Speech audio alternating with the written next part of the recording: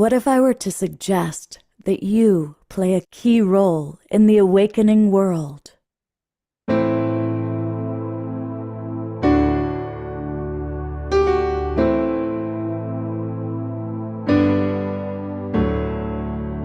that you are watching this because you have heard the call.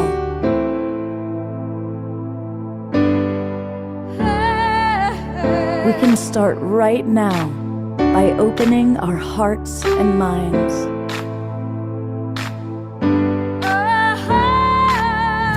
Welcome to the awakening world.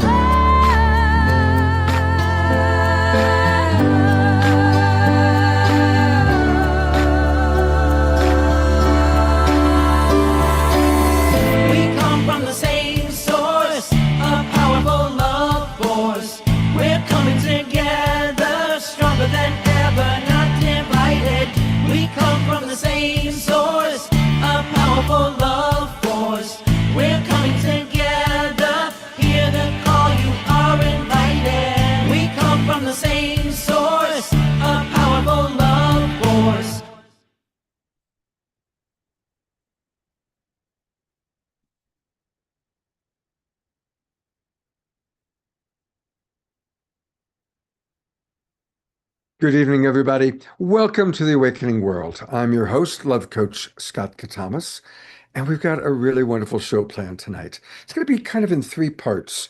The first part, our first hour, is going to be dedicated to celebrating World Unity Week.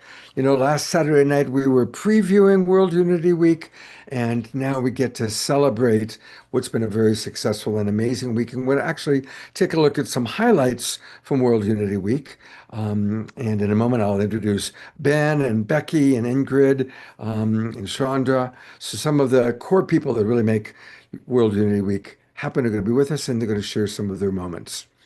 We then are going to have a video of Cornflower. He was going to be with us live. Something came up. So we are going to have a little dance jam to Cornflower to get us moving and grooving. We're then going to drop into some very important conversations. One of our beloved Global Peace Tribe members, Susan Wooldridge, her grandson was in the library in Chino on Monday when there was a shooting and people died. And her grandson escaped through the back. But boy, you know, when you hear about school shootings, or in this case, a library shooting, and it just comes so much closer to home.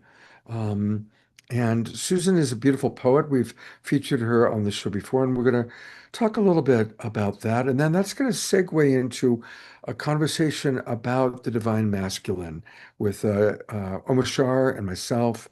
And Ben, if you're still with us, love to have you participate. Same with you, Becky, if you're still with us. And of course, our Diara, who had a vision about this. Then there'll be, of course, Omashar music. We're going to have three Omashar songs, one in a moment. And then we're going to segue into the third and final part of our show. And our last hour is going to be with Eduardo Mace, who I have a tremendous amount of respect for. I'm going to change into my UApedia t-shirt, Eduardo, when it's your turn to come on. He was at the very powerful Disclosure Forum in Washington, D.C. On Thursday, in which a lot of the major whistleblowers and government people who are really asking the questions or coming up and providing answers came together and shared really valuable information. And Eduardo was there, and he's going to share with us about the highlights.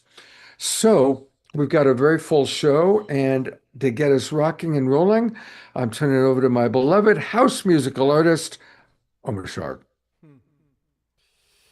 Yes, indeed. And welcome, everybody. Namaste. And greetings to everybody who's watching on YouTube and Facebook, and our streaming partners, Humanities Team et al. And yes, so love you all.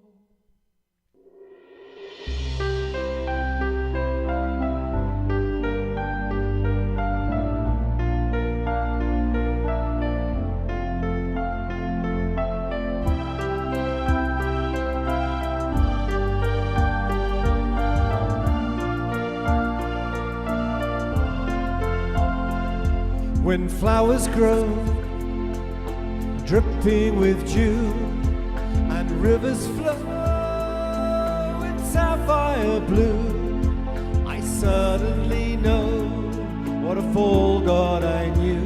I'm a tear that's lost fear of the ocean. And when autumn sun kisses my cheek, whilst cool winds come from mountains' peaks, with poems on my tongue but no wish to speak, I'm a tear that's lost fear of the ocean. I'm a tear that's lost fear of the ocean. Sweet water, when I give you my heart, I always start to feel better. My sweet water, won't you send me your love forever and ever and ever, forever and ever and ever. Oh, when tender hands trace memories where powdered sands meet temperate seas, I don't understand, but I love mysteries. I'm a tear that's lost fear of the ocean. And when evening stars shine all around, my grieving heart's no longer down. And things that were lost, that's where true hope's found. I'm a tear that's lost fear of the ocean. I'm a tear that's lost fear of the ocean. Sweet water, when I give you my heart, I already start to feel better. My sweet water, won't you send me your love forever and ever and ever? Sweet water, when I give you my heart, I already start to feel better. My sweet water, won't you send me your love forever and ever and ever? I'm a tear that's lost fear of the ocean. I'm a tear that's lost fear of the ocean. I'm a tear that's lost fear, hey Cammy, of the ocean.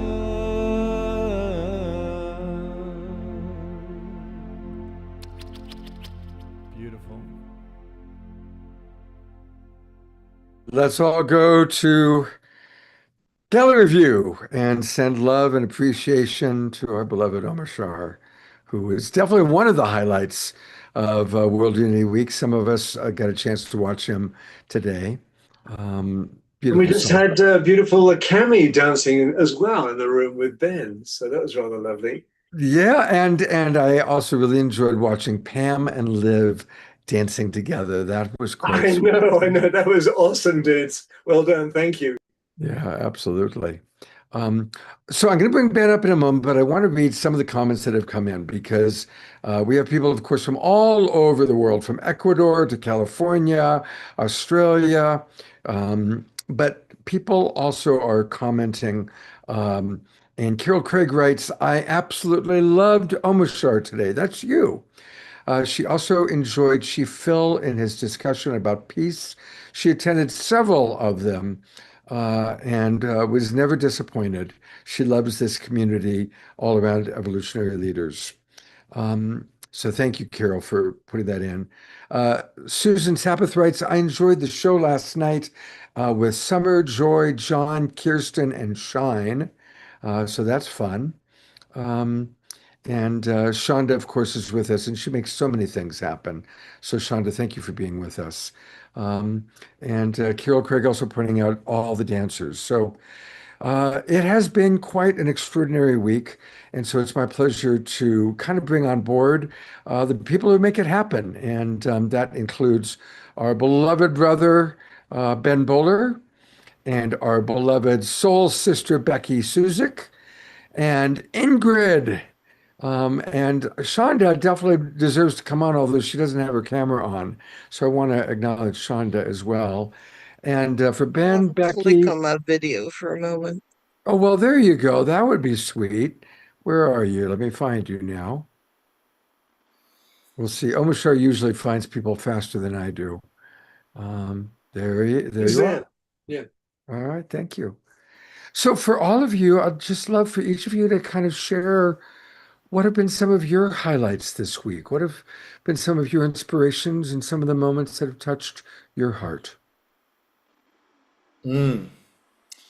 Well, thank you, Scott. So I'll jump straight in and just say it's been a wonderful, wonderful World Unity Week. Thank you. It's great to be back with the Awakening World. We started it together here a week ago with the Awakening World on Saturday night. And it's been a big week. There's been a lot that's unfolded. And then World Unity Week's always evolving and changing, and every year is different.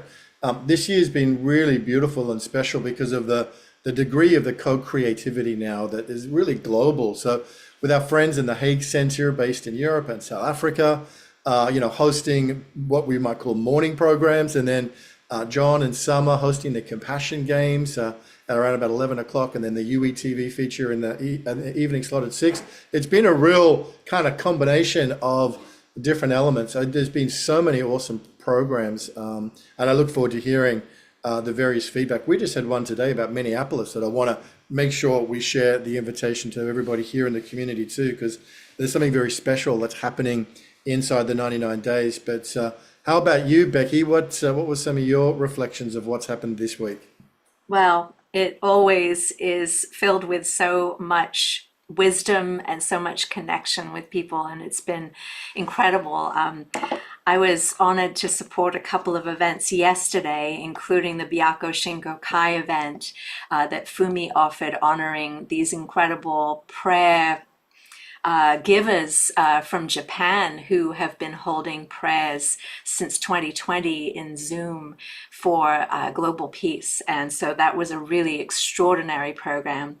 And then prior to that, there was a program with Victoria and Ron, and somebody who was new to me, which, Scott, I'm not sure if she's ever been on your show. She's an evolutionary leader who you may know, and her name is Io, I'll say her last name, Io Ayula Amale.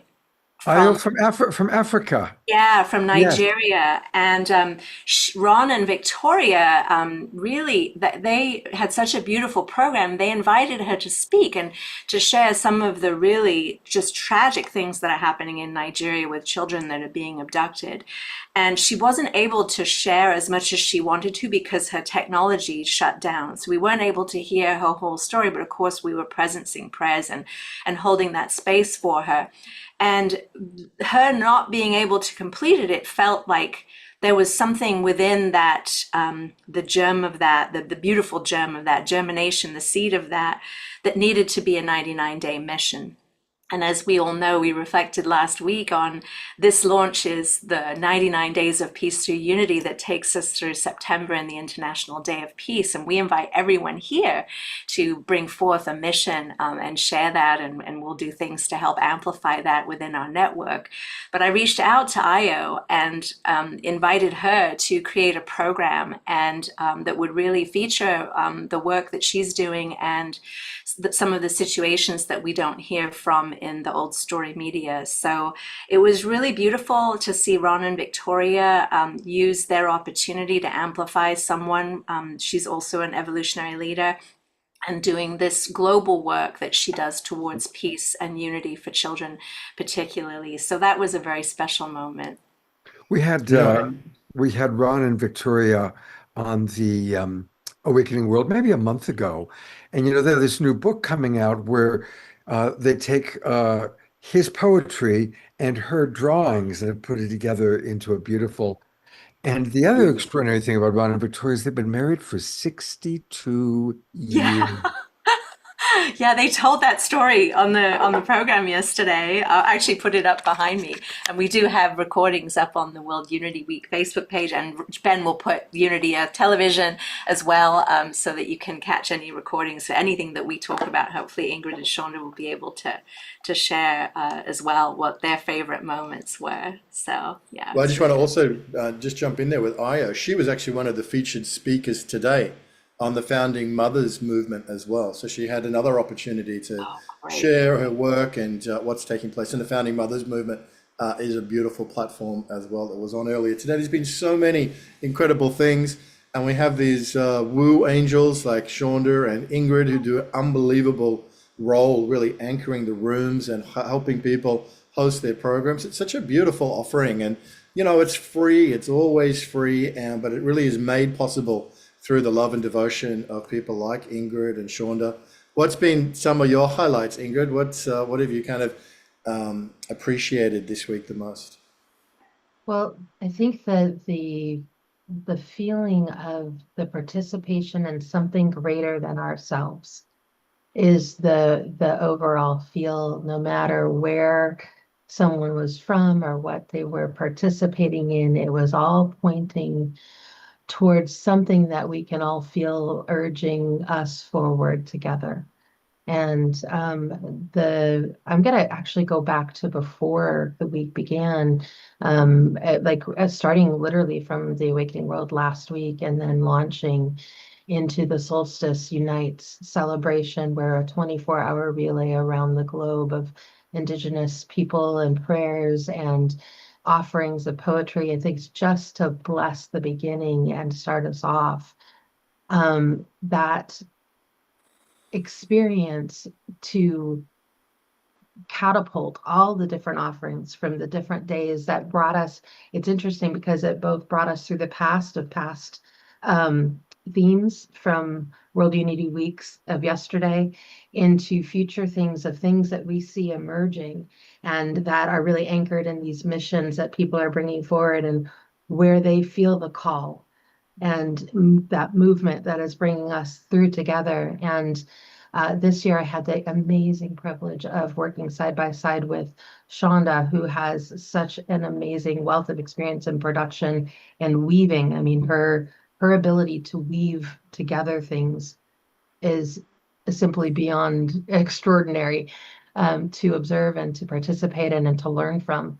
And events that range from the very grounded things of economics and how to build living cities and how to get involved in grassroots things that are a part of everyday awakenings, wherever your place is in the world, to expanded consciousness and metaphysics and awareness, the amazing inner resonance that we can tune into. There's the amount of presentations and information is amazing. Check out Unity Earth TV, the World Unity Week Facebook page, all kinds of recordings. Please do drink deeply of the well of life that has been brought forth through all of these offerings.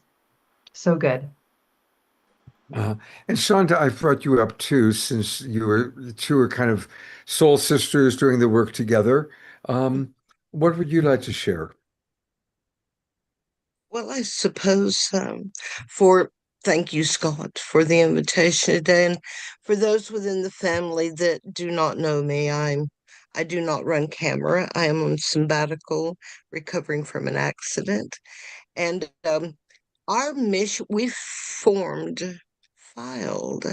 4 missions during the 99 Days of Peace in 2025. And one of them was Earth Mother Media. And that was to form an independent media company to be in service to others within the One World movement that were, just to give them platform and help with tech. And this has been amazing because our mission moved into Unity Earth this year, and it's been an absolute blessing to be part of World Unity Week. And my favorite part, I'm going to jump back to New Earth Rising. We entered this family back in 2023.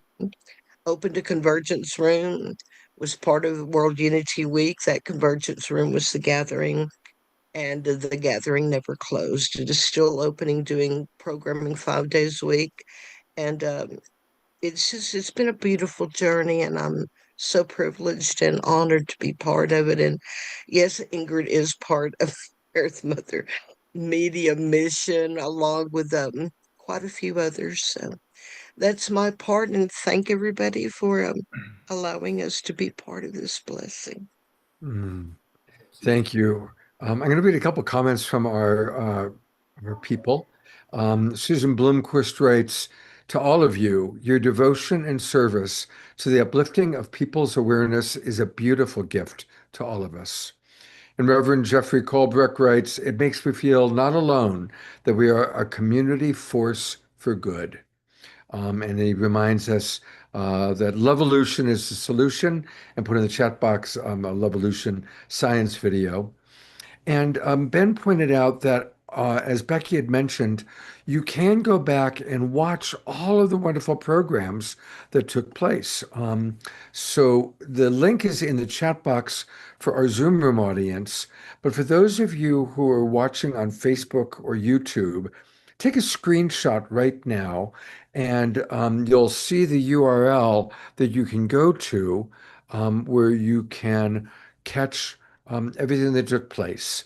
Unity.earth/world unity week 2026 UETV. And that's, of course, the television channel that World Unity Week works with. And you can go back and watch all the different programs, all the beautiful, beautiful programs that took place. So it's wonderful watching how this has grown each year. And of course, World Unity Week really got going at the same time as the Global Peace Tribe. So we've been brothers and colleagues and sisters locked in arms going all the way back. Yeah, it's a beautiful thing, Scott, and it's evolving and growing all the time. And one of the things that's really, I was just thinking and reflecting on then is just how powerful and beautiful the themes have been each and every year. And as Ingrid mentioned, this year we adopted the past annual themes to be the themes of each of the days. So Shonda was just talking about New Earth Rising. Today is Truth, Beauty, Goodness, Still. And each of those themes have just held such current and such power that runs through World Unity Week. So it's a gift of a field that is made by many hands and many hearts and many speakers. The other thing that's really been present and jumped out, we'll show this highlights package, which captures the snippets of it, but is, we've had David Sloan Wilson, who was on the Compassion Games broadcast with John and Summer, an evolutionary biologist, talking about how, selection is prioritizing empathy and compassion and cooperation. We've had Hunter Levins, a famous economist, on the Commons Economics, which was a brilliant program. If you haven't had a chance to check it out, check it out. Cara Stonehouse did an incredible job bringing that platform together. Young, apart from Hunter Levins, who's a bit of a legend, but there was a lot of young, up-and-coming, activists, thinkers, practitioners, really, really awesome, super inspiring. Commons Economics was about 3 days ago. And then, Jude Caravan, of course, the cosmology of it. So you've got, and then all the different spiritual aspects to it. So it's really, everybody's telling the same story, which is a story of interconnectedness, which is a story of wholeness, which is a story of evolutionary hope and abundance. And it's just being told in different ways by different disciplines, which is really, really striking. We're at a pivotal moment in history. And I think things like World Unity Week help us to kind of bring forth the future, because we're living in a space where all these different things are connected and magic happens in that convergence. So super excited. Shall I maybe, Scott, take us on a little bit of a journey through the highlights? Absolutely. I just want to read one comment that just came in, and then let's take a look at some of your clips. Eleanor Joy wrote, 20 minutes into this program today, and I'm already having shivers. My heart is jumping for joy. Such high vibes going on here. So much gratitude. And so thank you for that, Eleanor Joy. And yes, take us away, Ben, into what you got. Okay, let's do this. I want to thank Tom Fellner who put this together. There we go.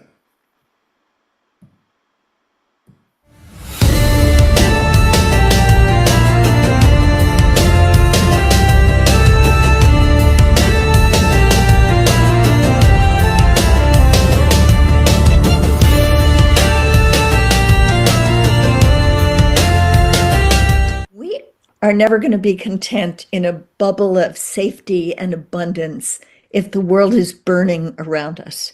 Just as the environmental movement taught us that we cannot simply use our waterways as garbage dumps without dire consequences. And the changing climate is teaching us that your fire is my smoke, and that one hurricane or volcanic eruption completely paralyzes air traffic across a whole continent, and that our young people deserve a vision of hope and abundance. That also this wholehearted hope. I think in this world where everything seems to be shattering apart, the shadow of human consciousness is certainly up for healing. It's wholehearted hope. And that's the wholehearted hope is not a false optimism. It's a knowingness in our heart and souls that as we heal, as we become more of who we truly are, right? That's what shapes the world we share, is that. And that we all have that power within us. Does it take courage? Absolutely. We, in my humble opinion, my experience, we are born from love and we die back into love.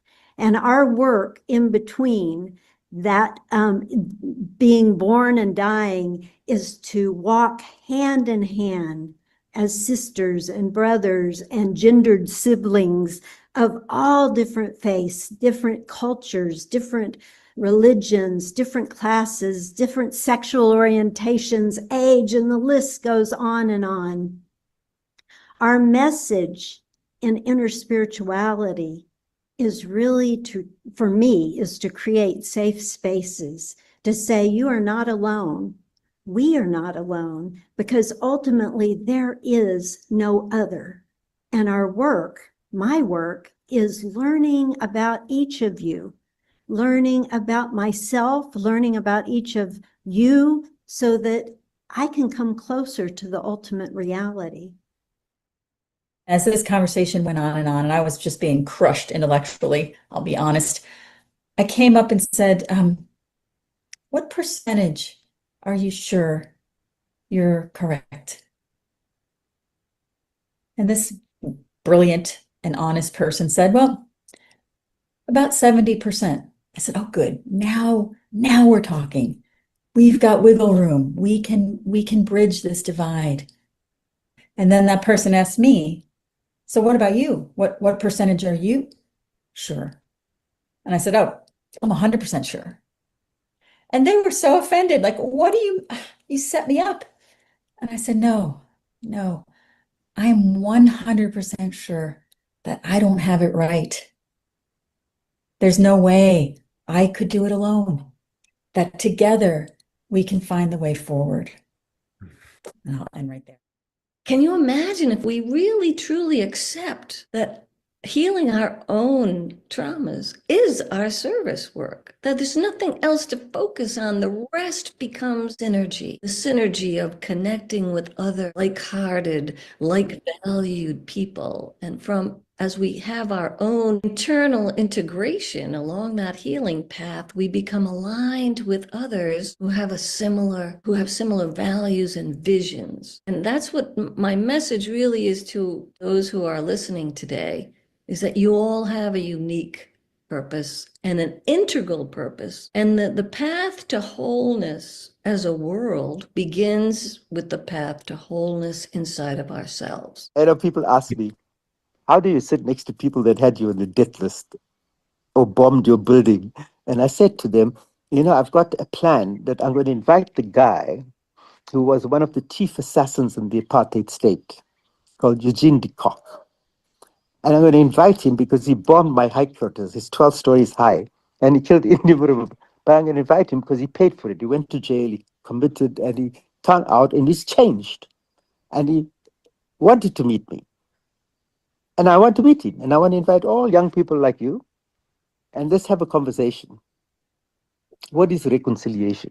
Einstein said we will never be able to solve the problems that confront us from the same level of consciousness that created those problems.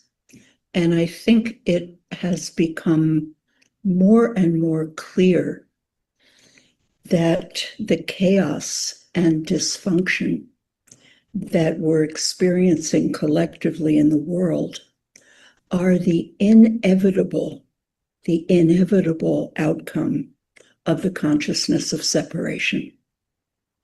The paradigm that says that we can live separate and cut off from the larger fabric and web of creation. And the antidote to the consciousness of separation and all that arises from it, divisiveness, competition, conflict, the consciousness of scarcity, and a view of life as a zero-sum game. The antidote to all of that is awakening to the fundamental unity of being and the interconnectedness of all of life. All the different things, it was like there was so much wisdom. And then the whole service aspect, because it's like the more you give is the more you receive. The more that I started to put out was the more that I started getting back of life. I learned so much from the women. I learned so much from the guys. I just learned so much by just landing on the motherland. It's like people have no idea how much you can learn about anything being on the continent, the original continent of Africa. It's like it's got the answers to everything, you know, to sustainability, to love, to freedom, to family. It's like all the things that you find missing in life and stuff. And it's like, what are we crying and complaining about here in America or anybody else in the world? It's like, literally, what are we crying and complaining about? You go to Africa, it's like they find joy in everything. They find joy in each other. They find joy in the simplest of things. And that brings you groundedness. And I think anybody, and it's like people go there just to heal. Every time that I go to Africa, I feel healed more and more and more, you know. We can solve the climate crisis, transition away from the use of fossil energy, which is what's driving the crisis, to renewable energy, now everywhere on Earth cheaper than fossil energy. There is no longer an economic justification for burning oil, gas, coal, fossil gas, etc. China is building a gigawatt a day of renewable power. A gigawatt is roughly a nuclear power-sized chunk of electricity. A gigawatt a day of renewables, because they can now sell these renewables to the rest of the world, because they're cheaper than the way the rest of the world gets its energy. Second big picture solution, regenerative agriculture. We know how to pull carbon out of the air, put it into the soil durably. So it's all about coming from these systems of separation, which seek to put people against each other, businesses against each other, where it's my property, and if I guard it stronger, then I have a better competitive edge against you, and I can feed my family better than you can feed your family. It's quite tragic, because it doesn't have to be that way. There's actually some very solid economic cases about how collaborative acts and coming into mutualized resource pools and well-managed commons actually create even more abundance for all of the people involved than if they had just taken away the part that they thought they needed to survive. Open Earth being a global ecosystem where collaboration, transparency, inclusivity, shared ideas, building innovation together leads to greater, more prosperous outcomes for the many and not just for the few. And through this, have been focalizing our energy onto creation of the Gaia Commons, which specifically addresses the open systems needed for global stewardship of commons assets applied locally first, always, right? But interconnected between. Right now, one of my heroes is Muhammad Ali, and he is and is known as a champion of compassion. the way he lived his life in the Ali Center. But here's what he said. I don't know if you've heard this quote. He said, impossible is just a big word thrown around by small men who find it easier to live in the world they've been given than to explore the power they have to change it. Wow. Impossible is not a fact, it's an opinion. Impossible is potential. Impossible is temporary. Impossible is nothing. Wow. And yet that worldview, based on an old science, an outdated science of separation and materiality, is now literally being turned on its head and crucially being turned inside out. And instead of a universe that it describes without meaning and purpose, the evidence, this is vital for us, the evidence at all scales of existence and across numerous fields of research are showing instead a universe of innate meaning, an inherent purpose, a universe that began not in chaos, but exquisitely fine-tuned, ordered and relational, crucially relational and whole in its entirety. And within it, nothing is separate. Everything is differentiated. Its unity is expressed in radical diversity. That is what the evidence is showing us. But a diversity that is essentially interdependent at every scale, from the tiniest to the whole of all of space, all of time, all energy, all matter. Just take a breath there. But isn't it remarkable, Scott, the consistency of the story, the new story, which is this ancient, eternal story of unity and interconnectedness and wholeness? Absolutely. There's so many. First of all, thank you to your editor. He did a beautiful job.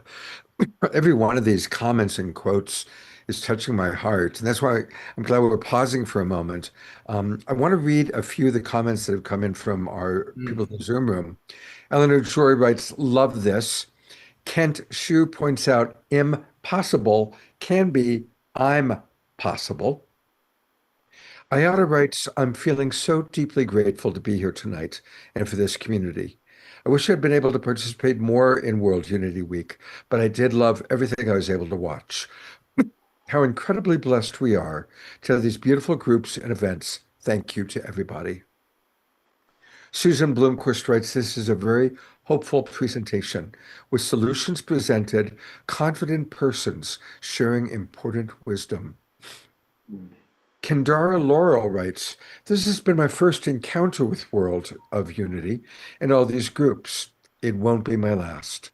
Words cannot begin to express the optimism and joy this week has gifted me with. So thank you, Ben, and everyone else. Reverend Jeffrey writes, 0 point energy is here, but how can we get it out without being stopped? And that's, of course, some of what people have been talking about. Dorina Joy, coming to us from Ecuador, writes, thank you, Ben, Becky, Scott, John, Omoshar, and everyone for such a great co-creative week. So much inspiration, authenticity, and unity are rising actions of love, care, and transformation on all levels globally. Thank you for these awesome highlights right now as well. Dia Therese, a long message, lots of appreciation for our family. That's what we call us. We're family and friends. We're family. Shoshana writes, I love this, Ben. A gift of a field made of many hearts and many hands. This field unified by a powerful intention, becoming quantum portals of possibilities. Yo. Yes, well said. Our people, they're good writers. Yeah. Carol Craig writes, my mind just ran into Barbara Marx Hubbard. She posited that humanity was on the threshold of a quantum leap if newly emergent scientific, social, and spiritual capacities were integrated to address global crises.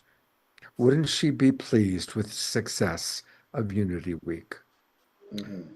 So thank you, everybody. Finally, Don Drake writes, Actually, two more. Don Drake writes, "This is one of the best and most focused shows ever." And Lorna Sass writes, "Unity and radical diversity. Wowza. This gives me hope."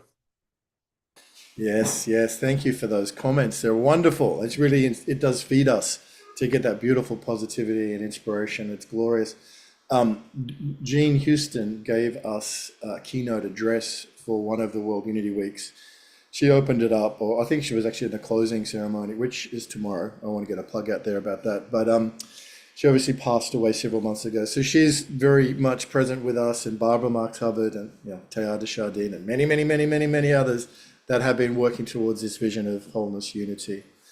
So we honor all of them. And it's about 4 minutes to go, Scott, with this one.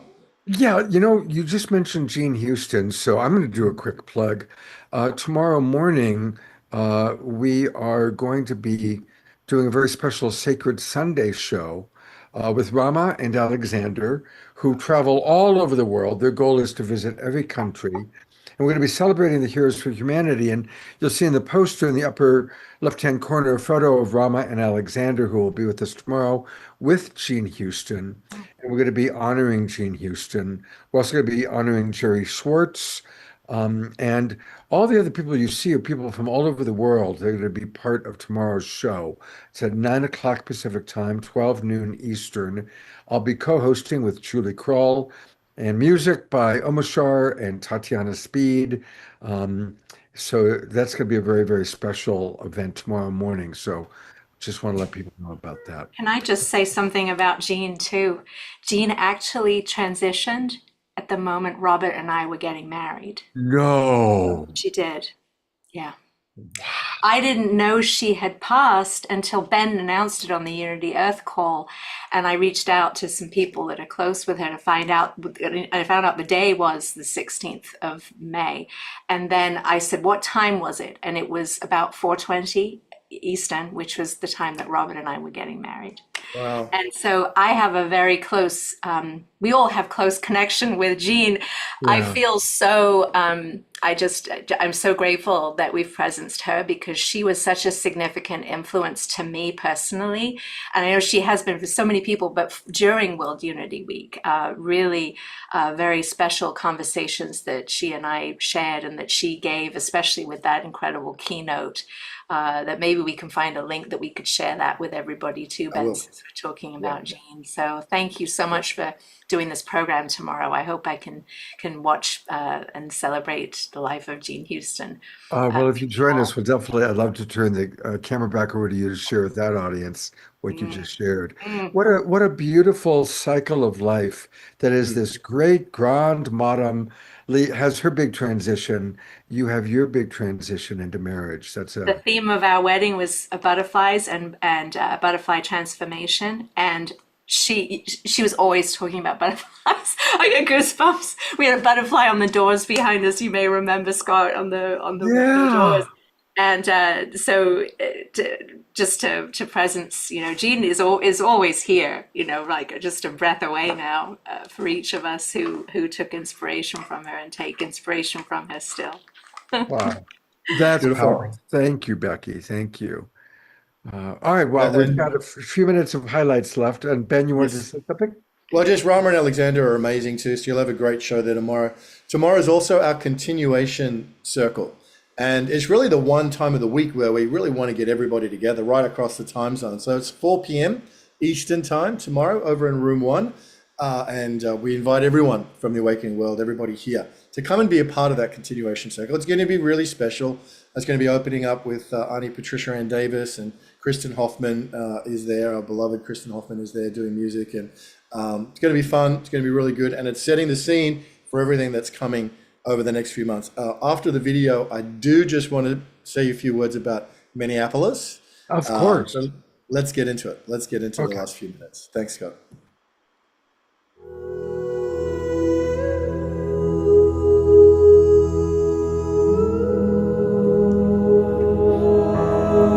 Ben, we're not seeing the video.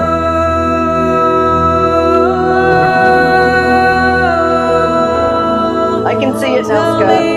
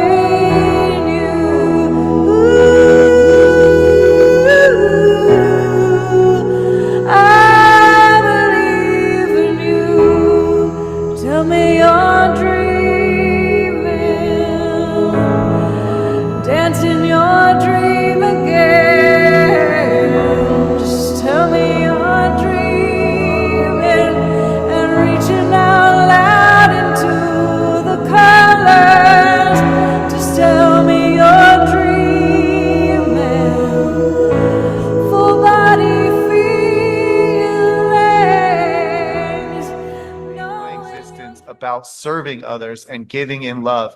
And when I activate that joy that comes into my heart when I serve another is my payment, karma is then bound mathematically to return to me the service that I rendered on behalf of another, and I just got double paid. And so it brings us in the world where instead of take with ever present hunger, we are now in give. Holy crap, I just got another gift and I didn't even know that I wanted it. Now you're living in abundance, and every day changes. Your vibration comes up, your manifestations start to express, your faith builds. Now we got magic happening, and we do it one community at a time. We have to understand we cannot be takers on this planet any longer. We must return to the earth any resources that we extract during our lifetime. And right now we're taking 20 generations, and we're allowing horrible leaders that we all know to be horrible set principles for our people, and those principles aren't working because the people running them, they don't work for them either, and they don't live in the truth. So we have to face what we've become as a civilization. We have to turn our focus on understanding the healing, the quantum healing part of this.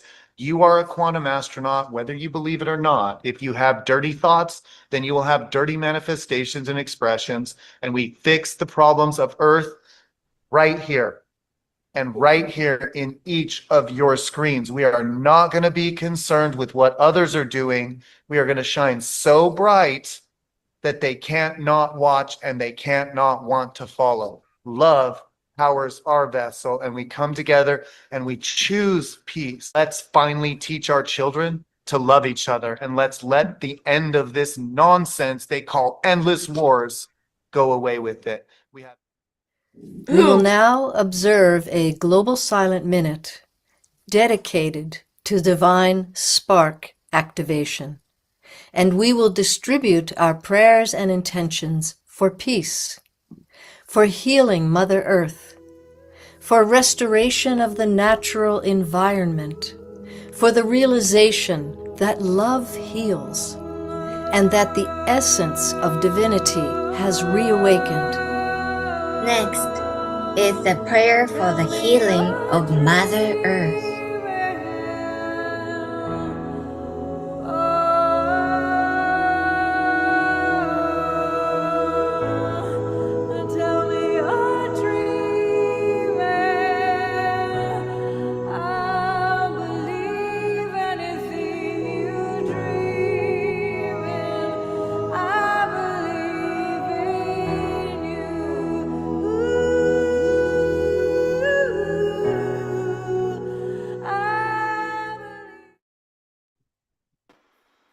I love closing it with Kristen, our beloved Kristen. Oh, wow, I hadn't seen the ending. Tom Fellner, take a bow. He's probably not in the room here, but my goodness, what a job of editing that together. That was immaculate, beautiful. So wonderful to witness it here with you, here in the Awakening World, to feel that medicine and the music and the ceremony and the beautiful Japanese family, Becky.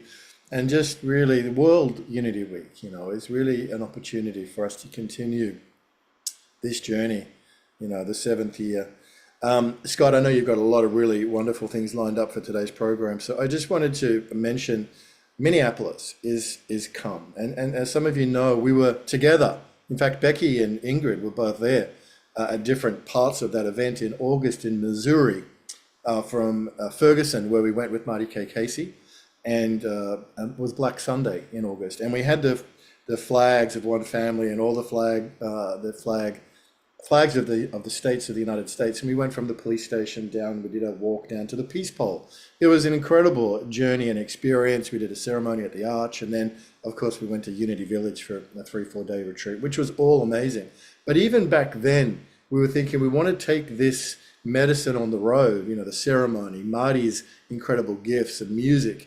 And that kind of format, and we said, let's go to Minneapolis. So this is even before what happened in January. We had Minneapolis on the map, and of course it was George Floyd in 2020, May 2020. Scott, just as World Unity Week was getting ready, and just as the Global Peace Tribe was emerging, George Floyd event happened, and then Minneapolis, everything that's been happening since. So there we did this incredible program just a couple of hours ago. Don Samuels is healing our city, healing our world. He's a local.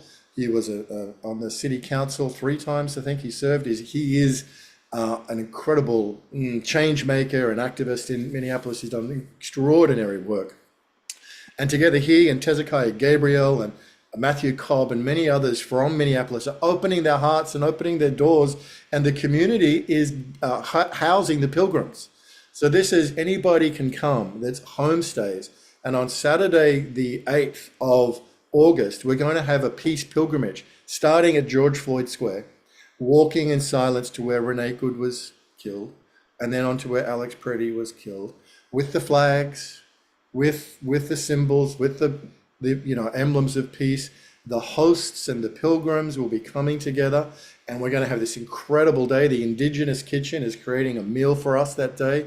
We're going to be touring the work that Healing Our City, Healing Our World has done in North Minneapolis. Amazing stuff. There's something going on in Minneapolis, and we're called to attend, and everybody's invited. And then on the 9th of August, which is the actual anniversary of the killing of Michael Brown, which initiated Marty K. Casey to create Black Sunday and actually the whole Ungun platform. So on the 9th of August, it will be Black Sunday in Minneapolis, Black SON Day, in Minneapolis, and it's going to be an incredible lineup of speakers, powerful, passionate messages coming out to the world, music, etc. So it's a 2-day gathering. It's not a commercial thing. Anybody can come. We ask for a small donation to cover some of the food and a T-shirt and a few things like that, but it's very, very affordable for everybody.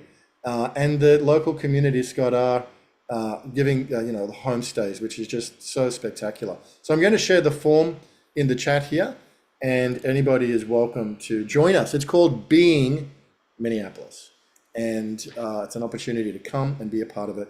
And so, well, that's also an extraordinary time of the year, Ben, because August 8th is 8/8, and that's the Lionsgate portal. And a lot of the people that have been on the Awakening World and that are into astrology and into cosmology always talk about how the Lionsgate portal is when we have a special connection to the Pleiades and to our galactic family. So that 8/8 is a very powerful day to be doing this. So, boy, Minneapolis is the place to be this Lionsgate, August 8th and August 9th. Yes, and that's right. And we are part of a global peace activation on that day, which has come through our friend, Nick Gibson, who actually spoke at the World Unity Week May Assembly. And they've got events from Sydney to all around the world, to the UK, to Africa, and right through the US. So there's going to be it's called a Global Peace Activation, and we'll be part of it during the Peace Pilgrimage Walk on that day, Scott. That's right. It's a very powerful time. Yeah. And there's an energy there that's calling us into Minneapolis, and yeah, we'd be lovely to see you there. Yeah, well, we have Global Peace Tribers in Minneapolis, and my good friend Paul Sterling is there, so definitely we'll make something happen. And what a beautiful annual thing this has become. Always kicking off Unity Week with Awakening World, and then kind of wrapping it up with Awakening World. May we, hopefully, good Lord granting, continue to do this for many years to come. Thank you, brother. Thank you, Scott. Thank you, Omashar. Thank you, everyone in the Awakening World. We love you guys. What is it? Framley? Family. Family. May peace prevail on earth. Absolutely. Thank you, Becky. Thank you, Ingrid. Thank you, Shonda. Thank you so much. So See for you at everybody the watching, continuation. well, yeah, we're going to continue on. We're going to take a little break with a cornflower video. And I pulled one from several years ago, back in the Saturday Night Alive days. And so we're going to have a little cornflower music. And then we're going to come back. We're going to have a beautiful conversation with Susan Wooldridge and Yara. And hopefully you guys, if you're still with us, all about kind of what's happening with some of the sad and hard things happening, but also the rise of the divine masculine. And then Eduardo Mace will be with us to give us an in-person report of what took place at this absolute groundbreaking UFO disclosure forum that happened in Washington, D.C. on Thursday. So, and more Omashar songs as well. So stick around. We've got a lot coming up. And here is our beloved friend, Cornflower. In live from Northeast Tennessee. And the song I've got for you is With All Things. So here we go.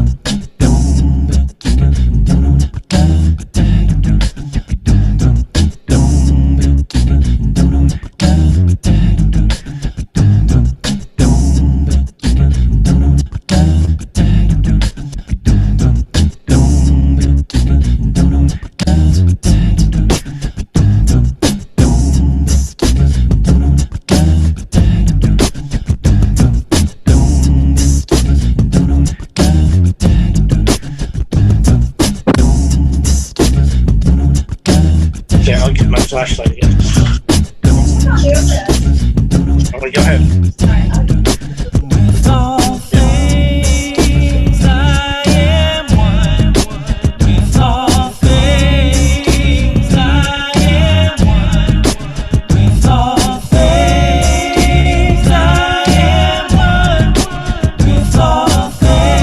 things I am one. With all things I am one. With all things I am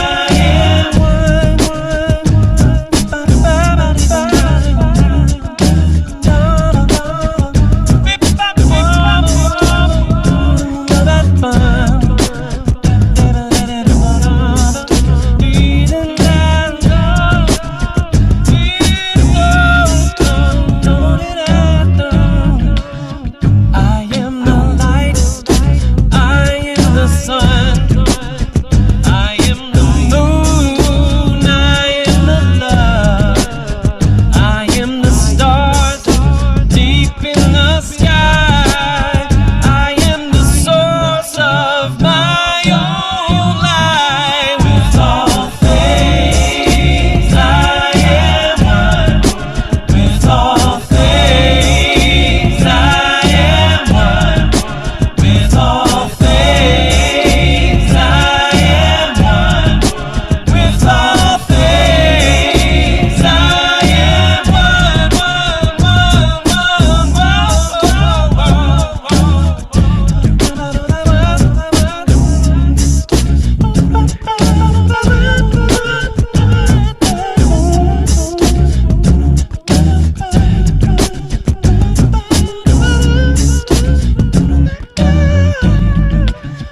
I am the depth, I am the storm, I am the river, I am the flow, I am the silence deep in the trees, I am creation within every seed. With all things I am one.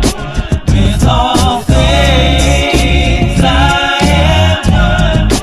With all things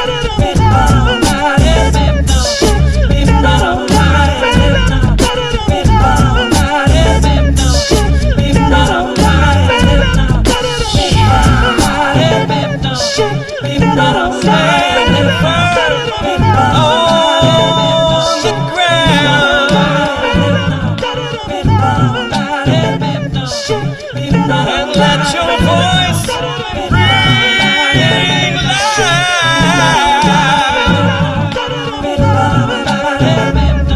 When we're born into this world,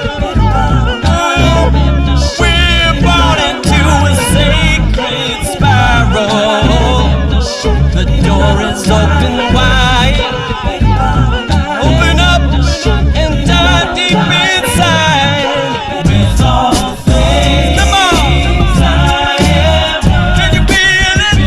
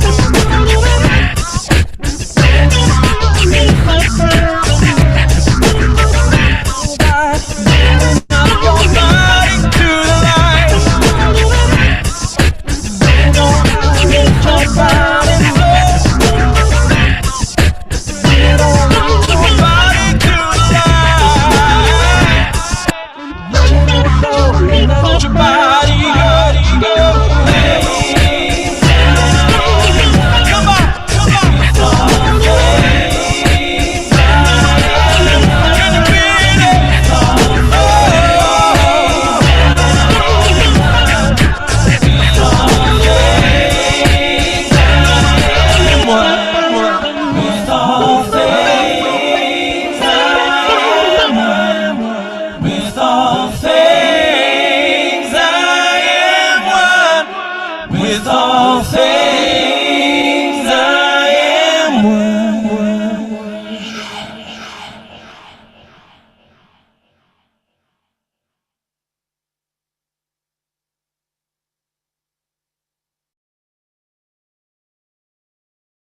What a nice flashback as we freeze. Look at some of our friends that are from back in the Saturday Night Live days, of course, co-host Deborah Giusti, and in the upper right-hand corner, our beloved Jay Mayer, who's no longer with us in the human realm, Sean Jay, the magician that we love, and Casey Chai, who's going to be on my show Wednesday night, and there, of course, is our beloved Kristen Hoffman with her partner Troy. So brings back some wonderful, wonderful memories. And Becky, you got your groove on. I gotta say, considering all you've been doing, you got some good moves there, girl. I'm ready to go. We were getting warmed up. We need Omashar to keep us going. Well, we've got two more Omashar songs coming up tonight, so that's good news. It's so much fun. Hey, everybody, this is the last show of our spring season. We have people subscribe quarter by quarter. And so this is it. This is the end of the spring season. I know many, many of you have already subscribed, but I want to just remind everybody to please join us for our summer season, which officially begins this Wednesday night, July 1st. We're kicking it off with a show dedicated to Piper Dellums and the work that she's doing with young people. So it's easy to join. Just go to globalpeacetribe.com, globalpeacetribe.com. For any of you that are new to us, that are watching on Facebook or YouTube, when you click here, go to globalpeacetribe.com, you will then register for the new season. That takes you to our registration page. What does it mean? Well, when you register, you're going to get the Zoom Room links to all of our shows for the next 3 months. We do a show every Wednesday, every Saturday, always at 6 o'clock Pacific time, 9 o'clock Eastern. And then about once a month, sometimes twice, we do a Sacred Sunday show. Just like tomorrow, we're doing a Sacred Sunday show. And we've got another one coming up in a couple of weeks. So all of our shows are filled with inspirational presenters, wonderful music, always our house musical artist, Omashar, and then people like Cornflower and Kristen Hoffman and others. So please do join us. Your subscription really makes a big difference and is very inexpensive. So please do join us. It means a lot. Thank you. All right. One of the things that we do on the Awakening World is we acknowledge what's going on in our world, including some of the challenges. And so for this next section, this is a kind of something we spontaneously decided to add. This is Susan Wooldridge, and she's one of our favorite Global Peace Tribers. She's always dancing to the music. She's the one always going around and around and around. I'm always worried about you. Her family had a big event this week, which led to us having a conversation, which led to what we want to talk about tonight. So I'm going to turn over to you, Susan, to share a little bit about what took place with your grandson and some of the inspiration that is actually brought to you. Thank you, Scott. Gosh, I have something blocking my face. A picture of me. How do I make that go away? Go away. No, we're good. You're good.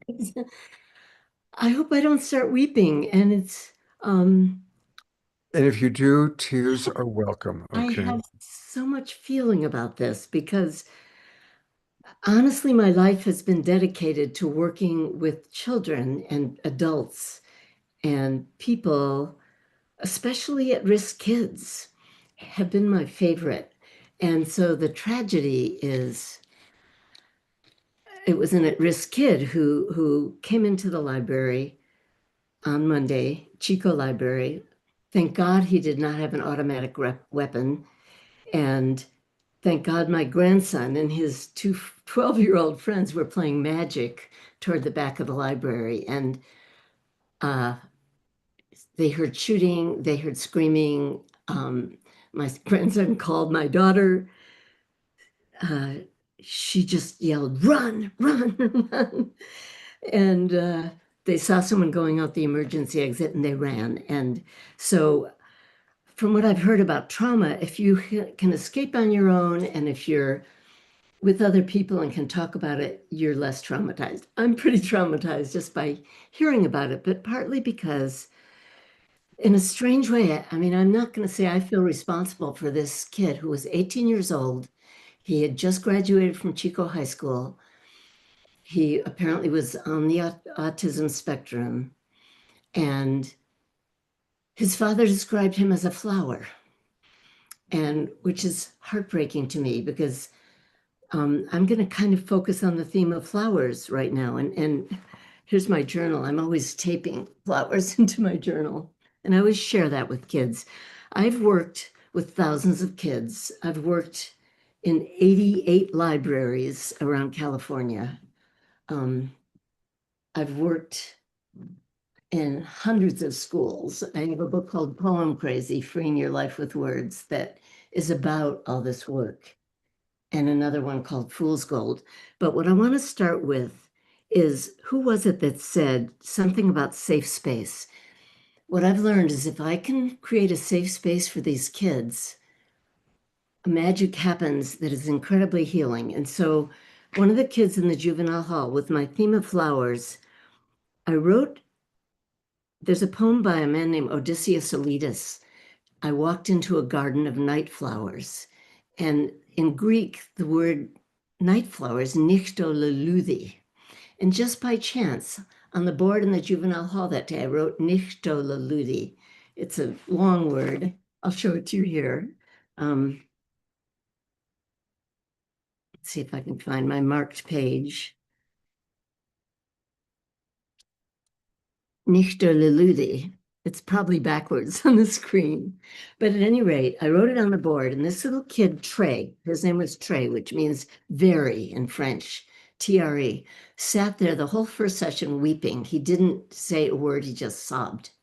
And I just let him, and I think he saw by the end of the session, he was safe. And the next session I came in and he said, would you write that word on the board, nichto, nichto? He needed that word because what I said is some of you might be kind of like a night flower. You only feel safe to come out at night. And he said, I said, maybe your feelings are so huge, you don't know what to do with them. Your feelings are so out of bounds that they get you into trouble. And Trey absolutely went crazy in the workshop. And what I decided to do, and Scott, this is what's so interesting, is that I took nonviolent communication and turned it into a way of creating poetry with it. So I feel, but it's hard to just say your feelings. I feel sad, I feel angry. That's such a limitation. You might want to say, I feel like in that photograph, I feel like the cloud that is halfway out of the frame. I'm only halfway there. Or I feel like a little girl wrote about, I feel like a flower petal on the sidewalk that's being stepped on again and again. So imagery and the language of poetry absolutely expands our ability to express our feelings. And so this kid, Trey, he just went crazy with poetry. And I first had them write with I come from, my heart says, my soul says, and then I feel like, bring me, and would you be willing? So Trey wrote, I come from the soul of fire. My heart says there are rings of chances. My soul is suddenly traveling in the lights of time. It seems like my soul is visiting a place that has never been before. And then the next day he wrote, I feel like late afternoon light. I'm a flight of thunder canyons. Bring me an Arctic snow goose on its flight home. Would you be willing to call another breathtaking spring day of rain and snow? We could sleepwalk on the clouds. And his teacher, Louisa, in the hall said he was a kid that had a knife. He would come up to people in Chico and the Bidwell Park and spring a knife on them and ask them for whatever they had. And what they didn't have was poetry. And so I like to think this might have changed him. I don't know. But another girl, and here's the word ticket that I ended up giving. I give word tickets to the kids because this is piles of sand. I asked her how she felt, how she was feeling. She said angry. And I said, usually there's something behind anger. Is it sadness? And she said, I asked her to find the feeling. She said, how do you measure sadness? And I wrote, can I write that down?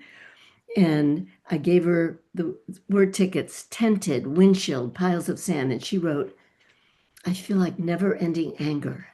My sadness inside grows with each passing day. How do you measure the canyons of emotions hidden deep? The tinted windshield to my eyes is a barrier so no one can see inside.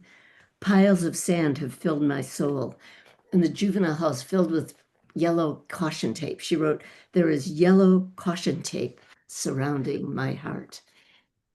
And so my experience is that when kids get to write this way and express themselves, it changes them and they start to feel hope. And so my thought is this kid, this flower who killed 2 people, if he'd had a way to express himself, I know I'm an idealist. And there are people who talk about reptilians. I don't know, I'm an idealist, but my experience is kids are changed. And here's a kid in the hall who wrote, I'm a brown gangster colliding with death. I'm a rose slamming love with hate. And in that poem, he'd been given those words, collide, slamming. Those were words he wouldn't have had because we need more words than we're given. So I give out word tickets. Here they are. And we collect words.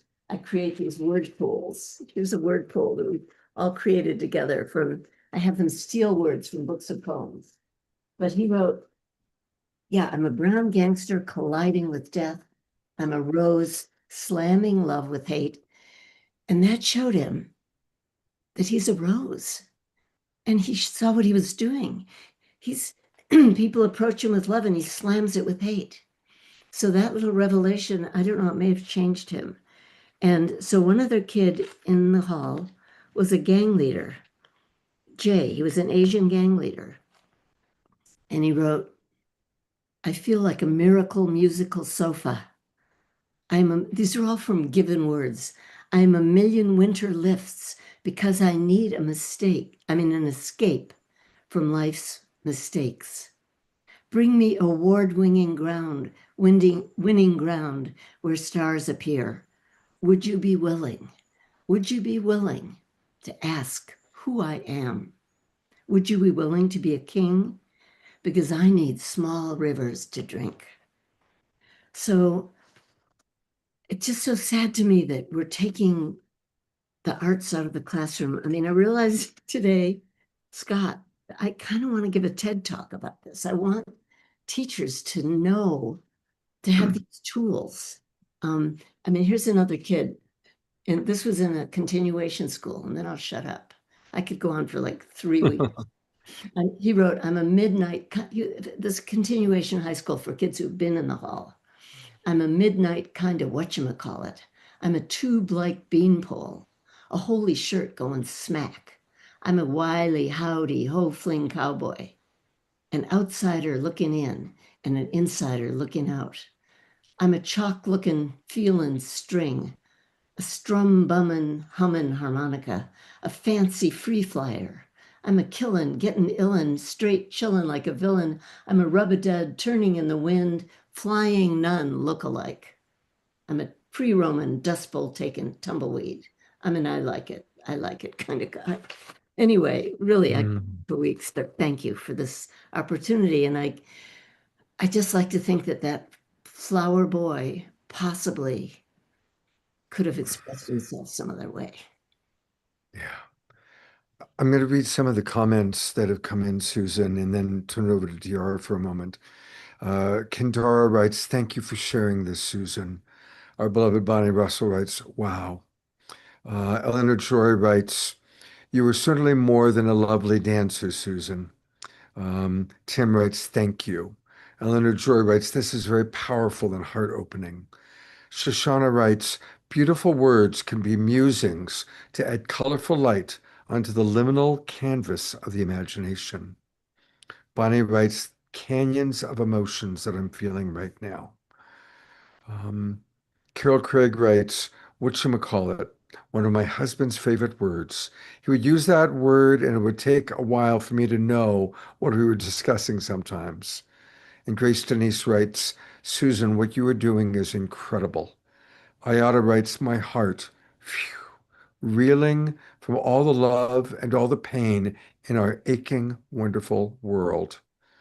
So, and I'm sure, more and more people were touched. So thank you, Susan, for taking this very painful experience and squeezing the lemons and making lemonade out of it. And Tiara, I turn it over to you. Susan, thank you, Scott. Susan, that was absolutely beautiful. And having worked in the juvenile hall and the camps for many, many years, I know the heartbreak and the joy when you touch the souls and you see them open and you nurture them and feel the blossoming. You can feel the love in the room. It becomes palpable. And I also know the heartbreak of those that we can't reach, the ones that we miss. And just so beautiful, the words and the expression. And when I read about what had happened, and so grateful for your boys. And of course, we'll say prayers for everyone involved. And beaming in live from Northeast. there's cornflower. And just as you mentioned the young flower who had no other way to express or to want to achieve power, I had an experience when Columbine happened. I met Daryl Scott, the father of Rachel Scott, who was the first student shot at Columbine. And it was extraordinary how he held his presence and went into forgiveness. And I had an experience when I was in session with someone, and the souls of the two boys came to me to ask for forgiveness and said, "What about us?" And so just touching your tender heart and blessing you and all those that do this holy work with the kids that are hurting so much. And just thank you for sharing that. Thank you for your presence. Give up. And I do just want to say he did belong to something called the Columbine fandom. Do you believe that that's out there? So our job is to be the opposite. Absolutely. And when I saw that, I thought of the young man, and I know we're going to talk in a minute about this vision that I had about the divine masculine, and I think it's all connected. That our young men, our men are craving a way to express power and virility, and may we know how to serve. It's human nature that we all want to belong to a tribe. We're blessed. We're all part of the Unity Earth Tribe and the Global Peace Tribe, which is about peace and community and inspiration and hope. And sometimes people just in desperation to belong to a tribe, belong to a tribe where the habits or the focus is not so healthy. Or even, the tribe of honoring the Columbine two students, like what they did was something heroic. So it's pick your tribe. Last thing I'll say for now is, for 11 years, I ran a camp at Jane Fonda's ranch in Santa Barbara, much earlier in my life. And we brought out a lot of young people up from Compton and Watts, which are the inner city areas. And it was amazing to watch these kids were gang kids. I mean, they had terrible things done to them, and some of them had done terrible things. But they would come up to this camp, and once they dropped into our hippie rainbow love vibe, they would just be so relieved that, oh my God, there's another kind of a tribe to be a part of. There's another, a way to be other than that scene that I've kind of had to be in down on the streets. So it's That's yeah. so true, Scott. I was working in juvie, and I had a classroom full of boys, and I was teaching "Love is Letting Go of Fear" as my text. And we would read from that, and the guys softened so much that I got a donation of stuffed animals. And all these hardcore gang members had these stuffed animals on their desk, and it was like such a place of safety for love that they could let that guard down and have that be. So thank you for reminding me of that. Well, you had a vision, dear. Do you want to share that? Sure. And it's interesting you mentioned Jane Fonda. I had this vision just 2 days ago. I'm going to go to Gallery View. And it surprised me. I saw this just divine goddess like kneeling at the feet of her beloved. And it was so tender and so I want to say docile and it surprised me because I'm someone that was lucky enough to be raised on the shoulders of these amazing women. I was looking at Eleanor Joy put in the chat earlier that she had wanted her mom to know interdependence, but her mother was fiercely independent. And we had Jane Fonda and Gloria Steinem as role models, and coming from a place of moving into power of the divine feminine and power in the workplace. And so this vision of what could have been considered not servitude, but indifference to the divine masculine, and yet it was so sweet and tender. And I had to log that. And in the tarot, there's that one card of the image of the divine masculine kneeling at the feet of his beloved. And so it got me thinking about this spiral of matriarchy and patriarchy. And throughout history, we've had different societies where one is in power and the other one is not. And this, of course, goes across all realms. But I think that we're reaching another level of the spiral. All the work that we've done here and elsewhere about embracing the divine feminine and Mary Magdalene, and just really honoring that. And now it's time that some of our cups are full, that we can then turn to nurture the divine masculine. I remember when restorative practices was first coming in, and people of minorities were being gifted voice and more power. And as it happens sometimes when one faction rises, another one sometimes loses place. And I saw the look on this one white gentleman's face in this circle when some women were really expressing their feelings, and it was directed in a not so nice way toward the prototype, the stereotype of the not so divine masculine. And this man was so hurt. And I could tell that he had devoted his whole life to, an advocate for equality and an advocate for women. And so I thought to myself, why is it when we raise one, we must always keep lifting the others?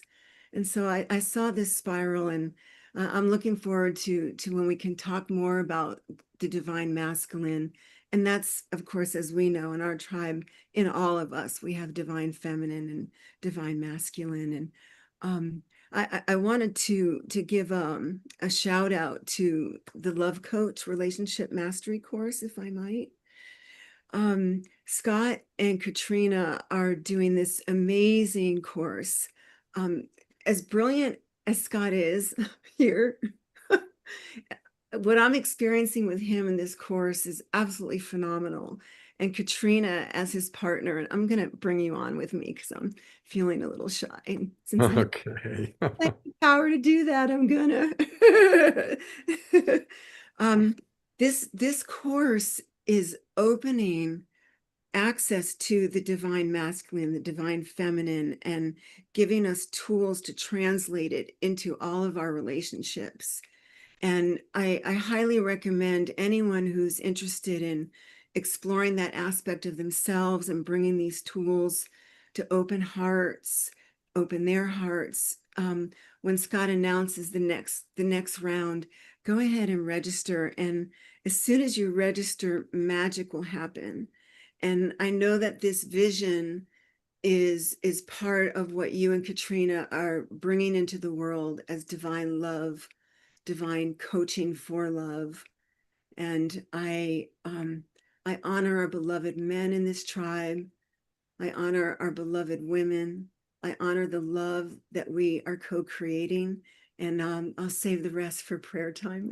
Thank you so much for allowing me to share. Oh, well, thank you. I did not know you were going to do a plug for our relationship mastery course, so thank you.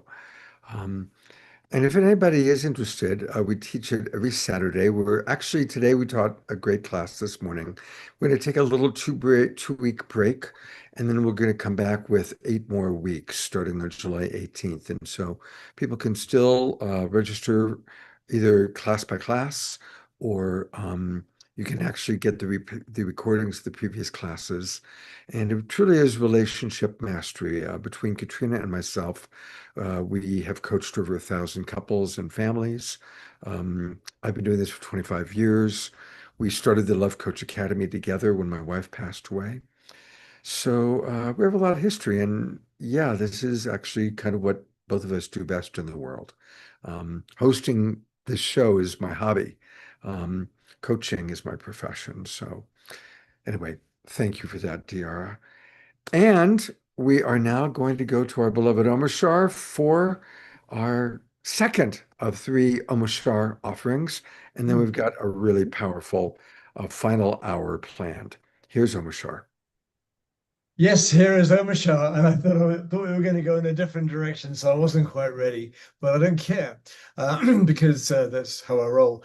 Did I mess up the agenda? I thought no, that you didn't mess it up at all. We were just rolling with it, and the funny thing is, I've been a defender, let's say, of the divine feminine my whole life, not really knowing what I was doing. And however, as I evolve, I'm seeing where my conditioning is still with women and not the divine feminine with myself, because I realize in spirit land there is no gender, and so ultimately we are both male and female within our souls and spirits. But what is happening with me now is that I'm consciously inviting the divine feminine to open my heart, because I realize that there's a little M&M the candy shell around my heart, which has just protected me, and I've been able to host my love vibe. However, it's time for a complete expansion. And I've even got a photo on my wall of buffalo calf woman. And so anytime I think a thought that is in any way derogative towards the feminine, my mind just goes straight to my buffalo calf woman, and she keeps me in check, because the things that we were discussing, for instance, on the relationship thingamajig with this morning, was all of these veils and all of these background programs which run. And so you'll come into a situation with the opposite sex or whatever, and even if you have the greatest intent within your heart, this program can start running. And if you don't kind of put a cap on it and reprogram yourself, it'll still run. And so there's a plug for Buffalo Calf Woman. She rocks, and I'm humble in her sight. And so with that, I think I've done a good cue, and give you a moment to do this.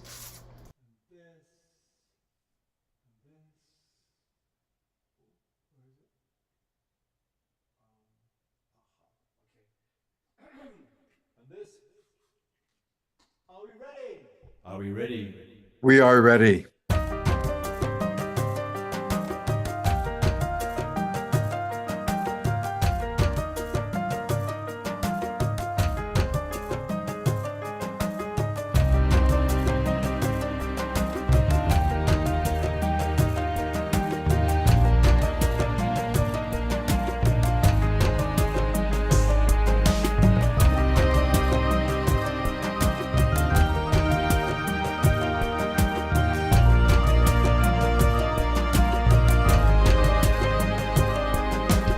Human, we've been taking it for granted that our lives will stay the same, our comfort will remain.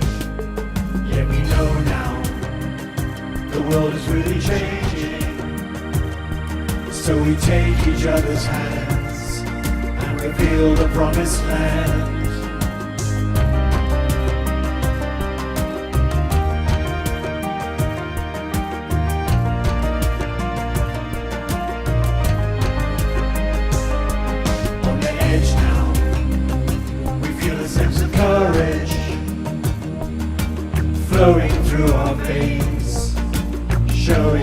the way to surrender into the sacred fire.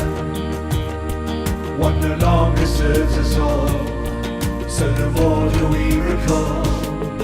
And we all stand up, and we all stand tall, and the world will change as we heed the call.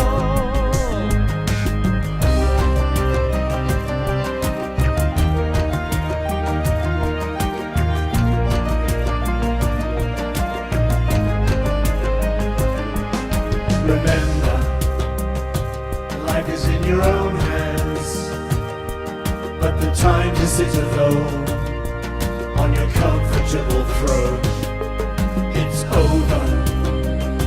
Together we can make it. Bring back that Eden of the past, let it shine through our hearts, and we all stand up, and we all stand tall, and the world will change as we heed the call.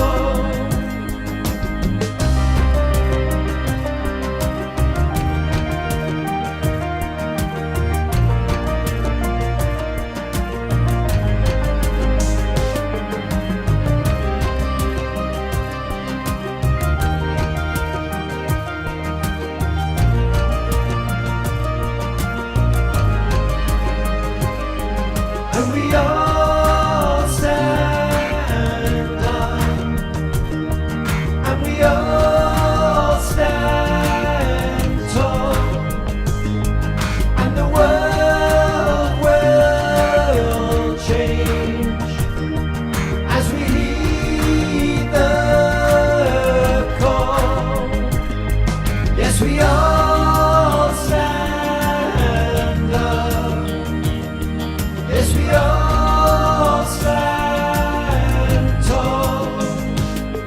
Yes, the world will change as we heed the call. Here we go.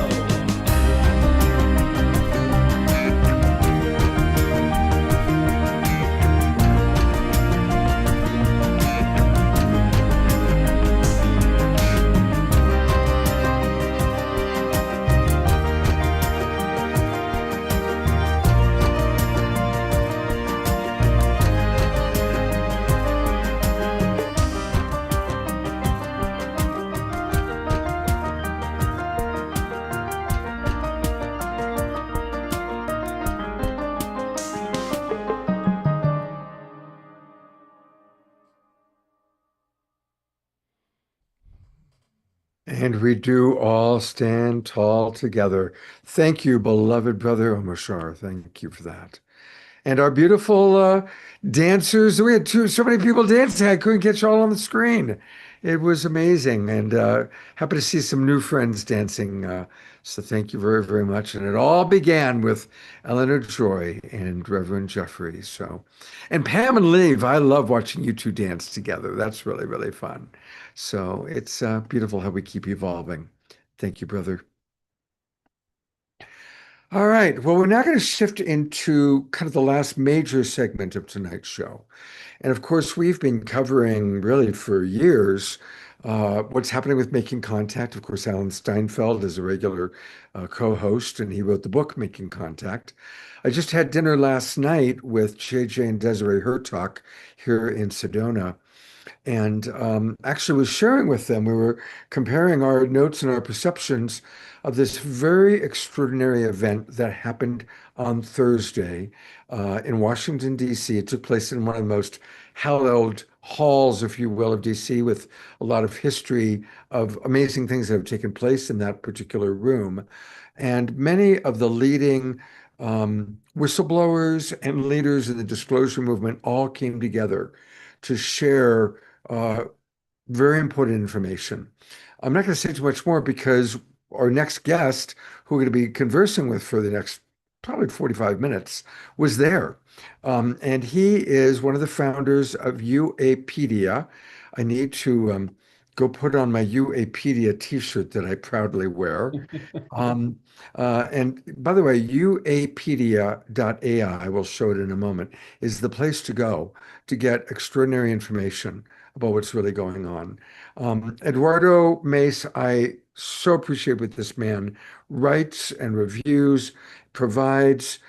I've been in the field for 40 years, and so I'm pretty skeptical. And Eduardo really has a great eye and ear for presenting things and giving us little clue as to the, what would be the right word? The validity of this particular program. So I want to share with you a little bit about who Eduardo is. Again, he's the co-founder and editor of uapedia.ai. He's also an experiencer, a serial entrepreneur, a software pioneer, and a media publisher.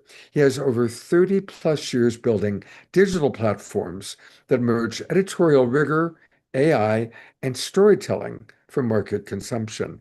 And I'm so glad that you're putting your attention into really the most important conversation of our time here in humanity, really recognizing we are not alone, we have not been alone, and disclosure is happening. So welcome to the Awakening World, Eduardo. Thank you very much, Scott. It's a pleasure to be here. And I'm so infused by everybody singing and dancing. This was so lovely. Thank you so much for that. It's very uplifting. You know, it's important with all the deep conversation to then move and lighten it up. And I think it's one of the things that makes our show a little bit unique.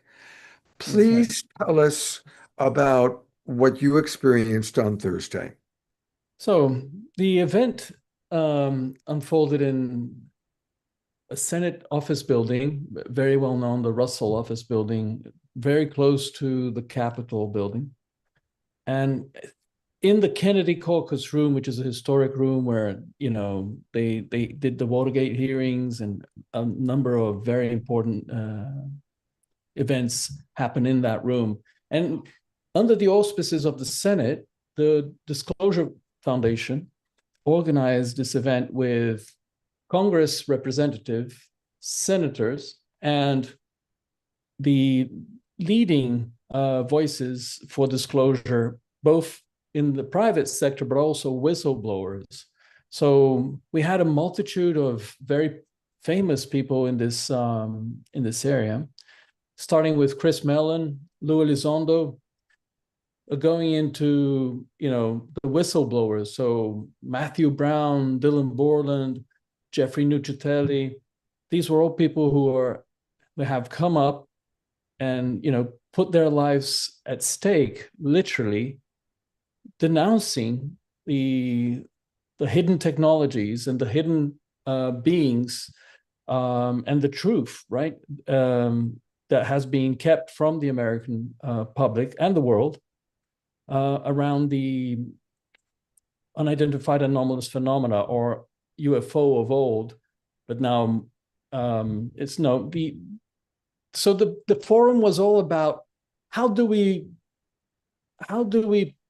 process humanity and legislation and government at the edge of discovery, right? We're about to know truths that will transform society.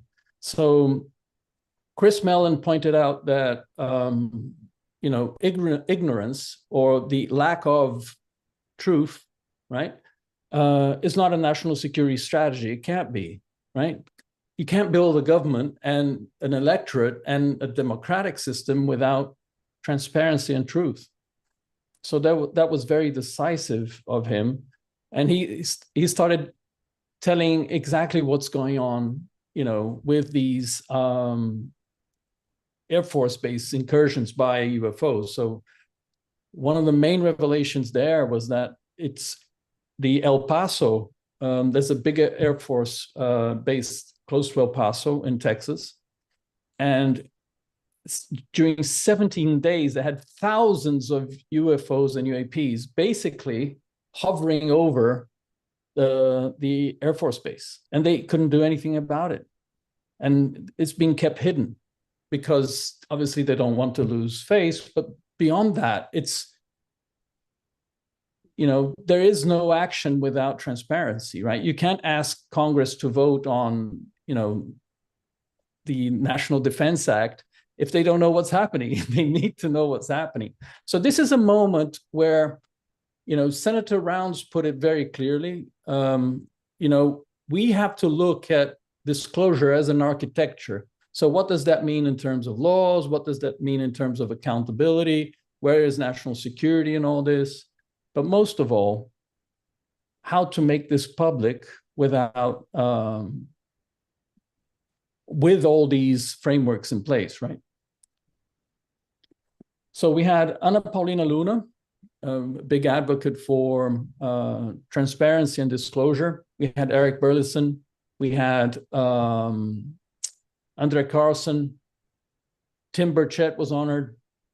And they all spoke out as to what they're doing, where they're finding information. There's a lot more to come out from the American government on this. There's talk everywhere of very important disclosures coming, both in terms of biologics, but also in terms of how the US is handling the reverse engineering of the crafts they've been in possession of for the last 80 years. So that's all part of the talk. So it's not about is UAP real or not anymore. It's about what is the process around, behind all this. Louis Elizondo got an award there for his early actions in 2017 around the UAP disclosure, initiative, and now a movement, right? We had a panel led by Gadi Schwartz from NBC. This is NBC wouldn't let Gadi Schwartz run with the subject a year ago. Now he's actually moderating a panel, with both staff members, but also with whistleblowers and other journalists. So it was good to see. I mean, the health. I mean, one thing that they did put out in this security and defense panel with Gadi Schwartz and Chris Mellon again, Kirk McConnell, Rear Admiral Timothy Gallaudet, and Marek von Reinenkamp, was that it's not necessarily about knowing or not knowing about aliens. It's about making sure that we know how to relate to what's happening. Because when you see all these drones over military bases, it's very worrying for the military and for they don't know how to react because and they need some sort of framework to sort of work through this, both in terms of defense strategy, but also in terms of communication. How do we communicate that we don't want these things here, right? Over military bases, that is, right?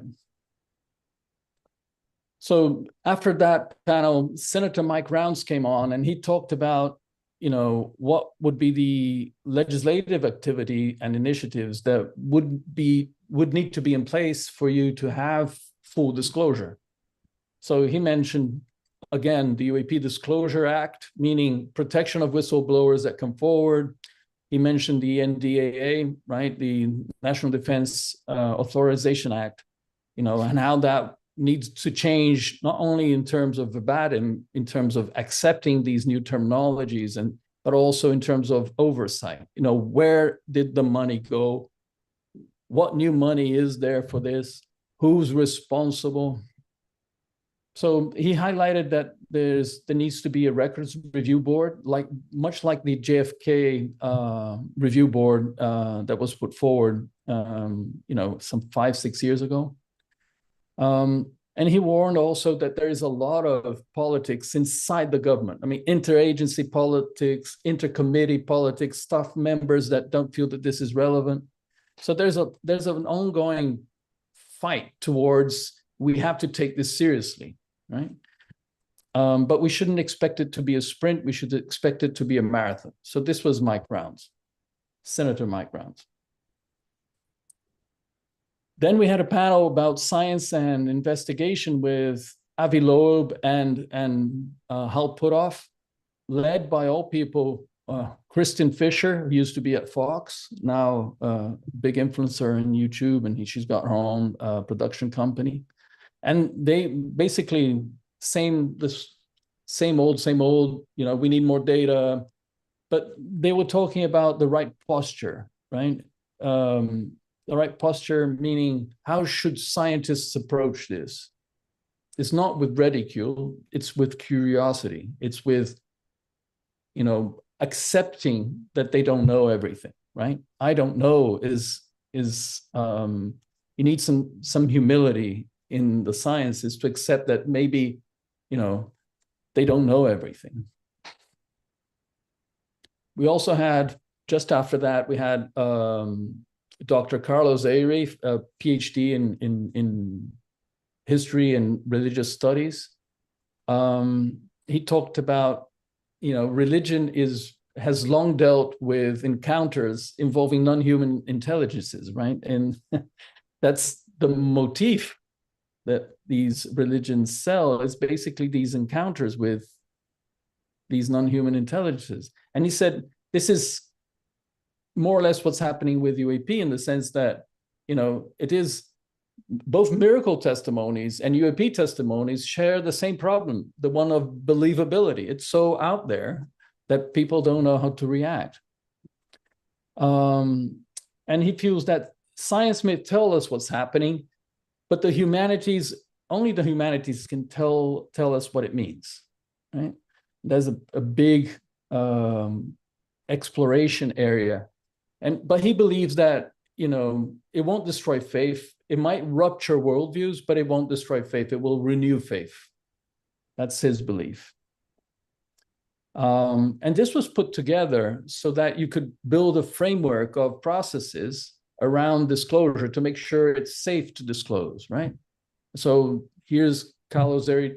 He talked to the Catholic Church. He talked to several other religions, and they were all in tune already with his thoughts, meaning they're ready. They're not being caught by surprise, which is great. I want to come in for a moment, because that is such an important part of this. Eduardo, I was producing nationally broadcast television shows about UFOs, and that was before we called them UAPs, back in the mid-90s. And always the general consensus was the reason there wasn't disclosure because the Catholic Church was afraid of how it would shake up its power base and its membership. Now, of course, I think now we know that it's more the military-industrial complex that's stopping things, because they want to hold on to the technology and the incredible financial value of the technology. Right. But what a blessing, both in the Spielberg film, which did a beautiful job of addressing the Catholic consideration, and then what you just shared. So I just wanted to come in for a moment, because that is a really huge piece of opening the door for disclosure to take place. And by the way, I'm now wearing my thank you. T-shirt. Right. Looks good on you. Yeah, thank you. Were there other thoughts and comments, reflections, either at the conference or that you've picked up, about how organized religion is preparing and embracing for this? So there was stuff around the ontological shock and how that affects people's belief, not so much faith, religious faith, but it's the main takeaway there was reconciliation, meaning worldviews will have to change to reconcile with a universe that's full of life, instead of a universe that's kind of dead, and we are the only ones. So in that sense, considering that it might be true, and I mean, I say might because there is no definitive proof yet, but I'm pretty sure there is, that this life has been around us and visiting us for a very long time.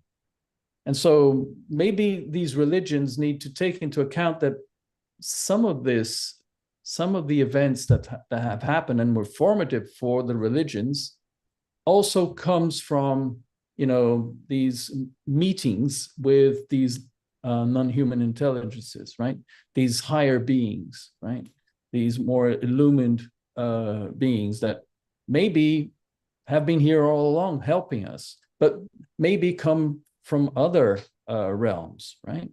And then the ontological shock talks about that construction of a new reality as a reconciliation. How do I reconcile? And the church, from what I gathered from one of the things that Chris Mellon said, is that the churches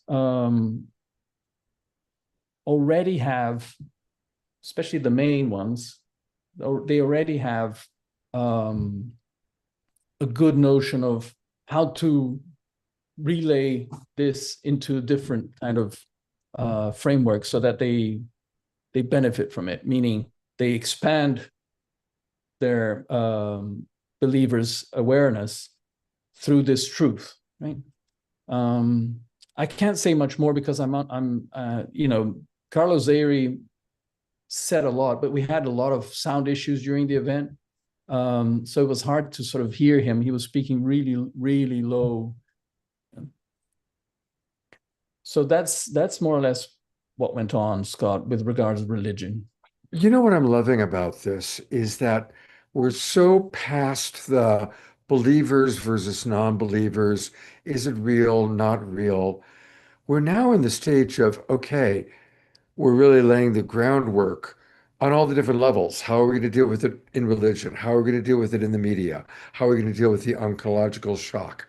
We are now in the really preparing for and integrating this extraordinary new information into our world. And humanity has a lot of history of this. I mean, it's indigenous people when Europeans arrived in America, and 100 other examples of when people living in one tribe or country or culture, all of a sudden another culture or another tribe showed up, and it was like, oh my God, there are dark-skinned people, there are red-skinned people, there are white-skinned people.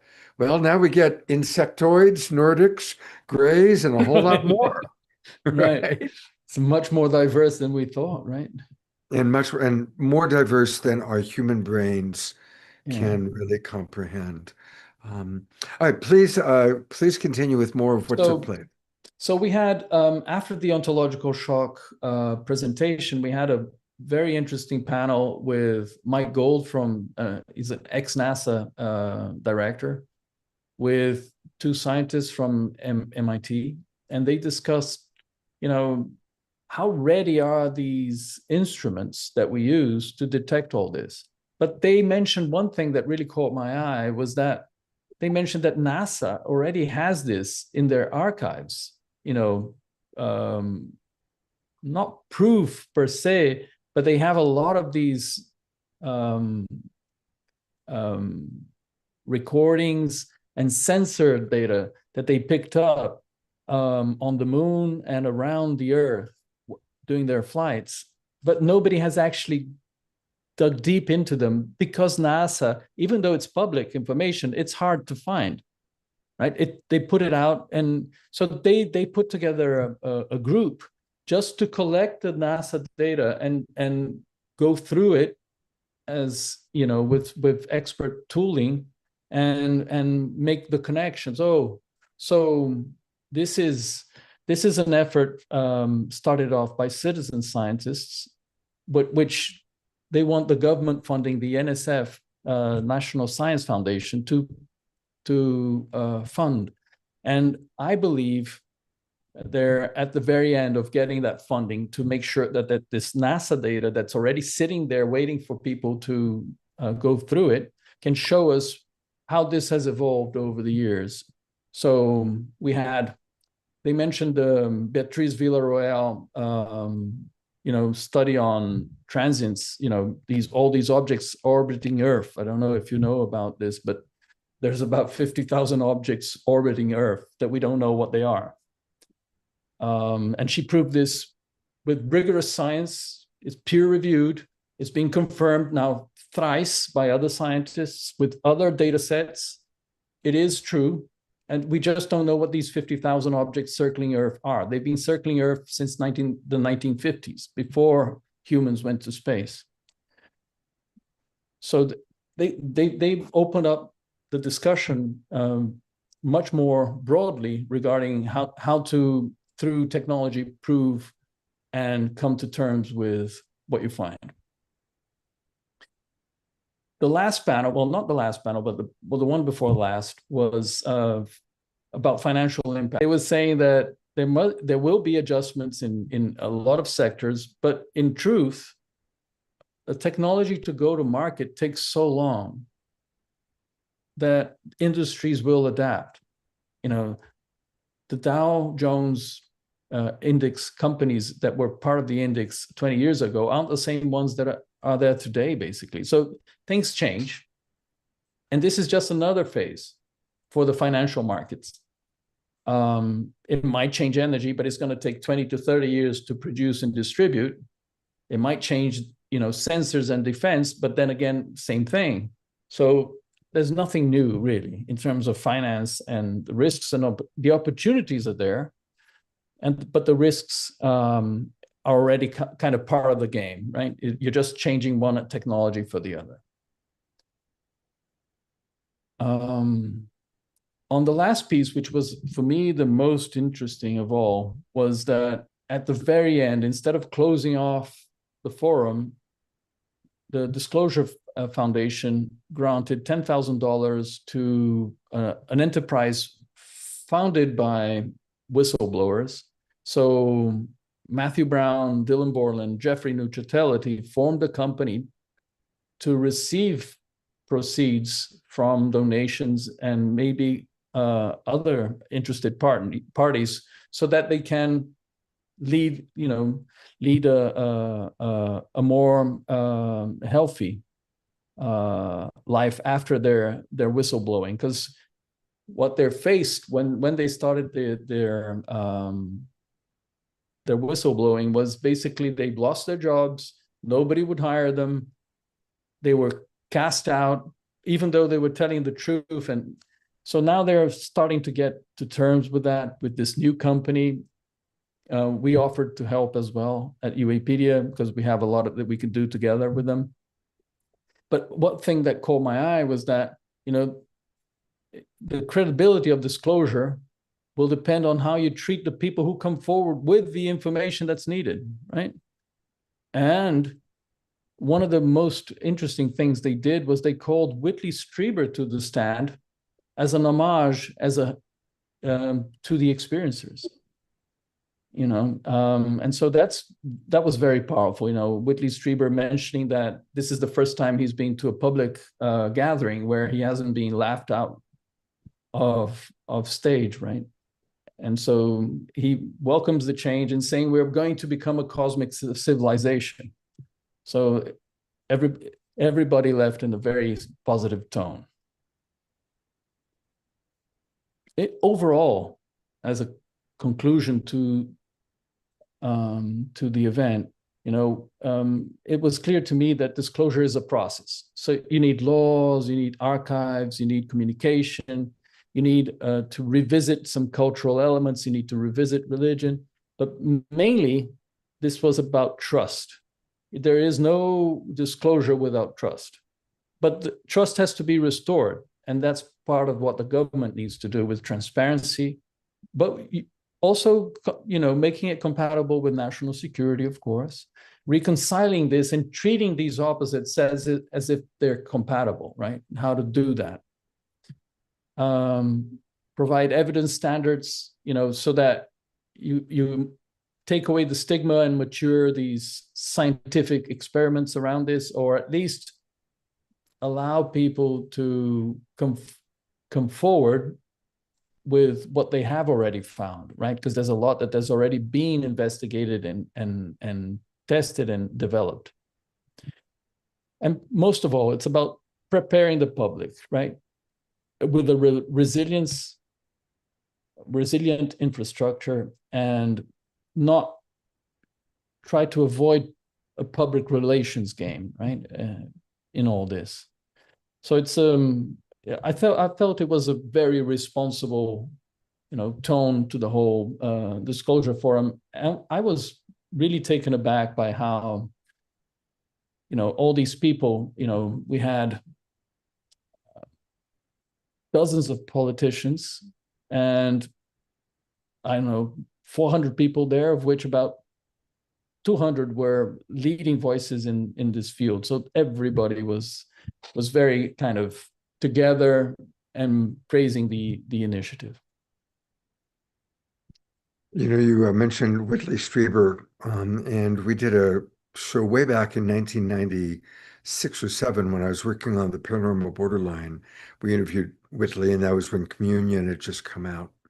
Oh, Jesus. And for experiencers such as yourself, such as Whitley, and thousands of others, the shift between the Disclosure Day movie and that now this is being taken seriously is huge, because for so long, experiencers were laughed at, were thought to be crazy. They couldn't tell their story because they didn't want people to think they were nuts.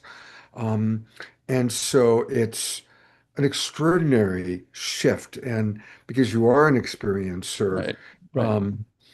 I just want to acknowledge that. And I want to ask you if you'd be willing to share personally, what's it like for you, your journey? I don't know when your experiences took place, but what's it been like for you going from being on the fringe to now being So accepted? I've always been in, publishing in general, software publishing, media publishing, and I always had a very kind of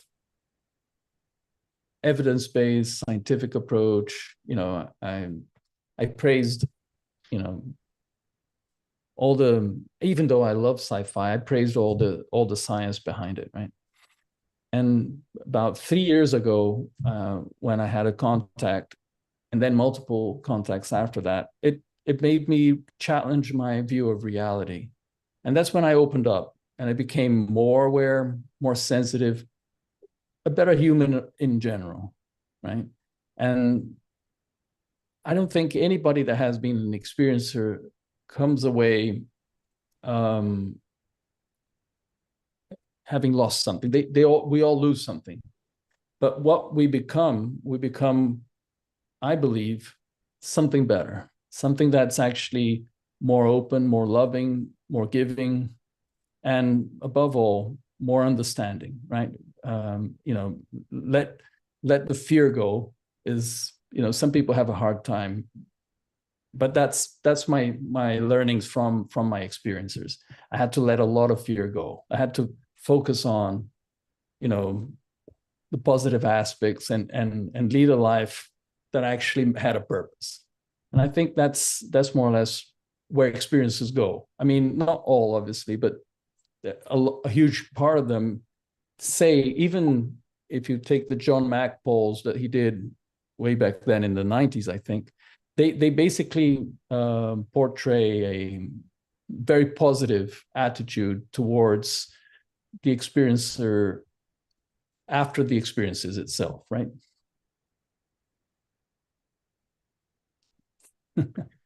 Yeah, I was just reading some of the comments that have come in, so I apologize. But there's a lot of comments, of course, that are coming in now from our audience. Eleanor Joy writes, in my observation over the years, most people take a long time to shift their consciousness, and a few pioneers lead the way with much rebuttal. We just have to practice patience and hold the space in the quantum field for truth to emerge. I'm definitely not one of the pioneers and appreciate programs like this to help move me along. And I've got a couple of questions that have come in for you that I'm going to ask you, but I'm going to read a couple more comments. Liz Connors, who's been a guest on the show, I have a lot of respect for Liz, writes, the environments are changing. We mostly need to trust the information we receive and feel in our bones, honing our resonance. Micro of the macro, when our inner environment is trusting and supportive, we can have that mirrored back to us. It is important that we project a clean slate on our more 5D supported path. Divinity can flow through and allow many miracles if we begin by believing in miracles. Beautifully put.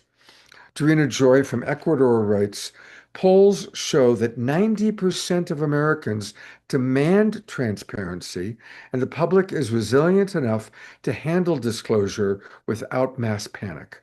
Seems like this UAP Disclosure Symposium confirmed that the disclosure bottleneck is no longer public maturity or scientific interest, but the main agendas and interests clashing not only in the United States, but globally, especially with the exponential AI advances and revelations.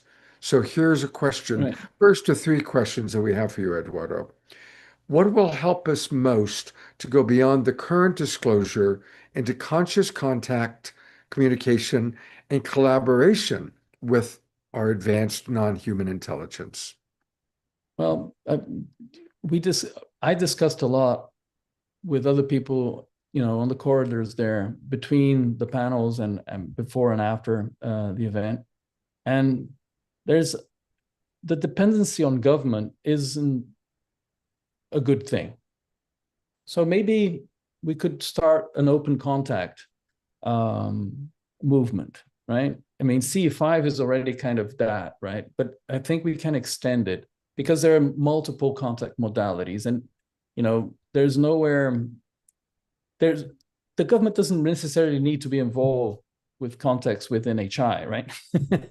It's just that they have more scientific information, and they have been at it for longer than we have individually. But I think that the process for this conscious contact, communications, and collaboration is to do this in an open manner, sometimes with the help of other people, sometimes by yourself. You can do that. There is no holding back the human potential. Beautiful, thank you. All right, there's some other questions that have come in. Susan Bloomquist asks, I wonder if there will be a place where any experiencer can just say what happened. Are there any public forums like that? Which yeah, there are. I mean, NUFORC, MUFON have forums for experiencers. They're not 100% guaranteed to get a space, but they'll be able to tell their story without ridicule. We are thinking of developing something ourselves regarding that allows people to have, instead of, because NUFORC and MUFON are very nuts and bolts organizations, right? We need something that coalesces the experiencers. And we believe there are millions and millions of them around the globe. And they don't have literally representation. They don't. So we feel that we might be able to do something. That's what I'm talking to the whistleblowers about. So Matthew Brown, Dylan Borland, Jeffrey Nuccitelli, they're all experiencers. But how put off of all people, how Foote said he was an experiencer. Can you believe that? Wow. So there's many more experiencers than we know. And some of them come because of, religious backgrounds. Some of them come through contact with NHI directly. Some come through abductions, but it doesn't really matter. The important thing is to have that safe space, where they can congregate and talk about their experiences. And I think that's, even though you do have MoveFon and MoveWork, I think there's a space for a new platform for experiences. Okay. People are wondering if you would be willing to share some of your contact experiences. Is that something you'd be willing to do? Yeah, I'm very hesitant to do so, even though I shouldn't be, put my money where my mouth is. But it's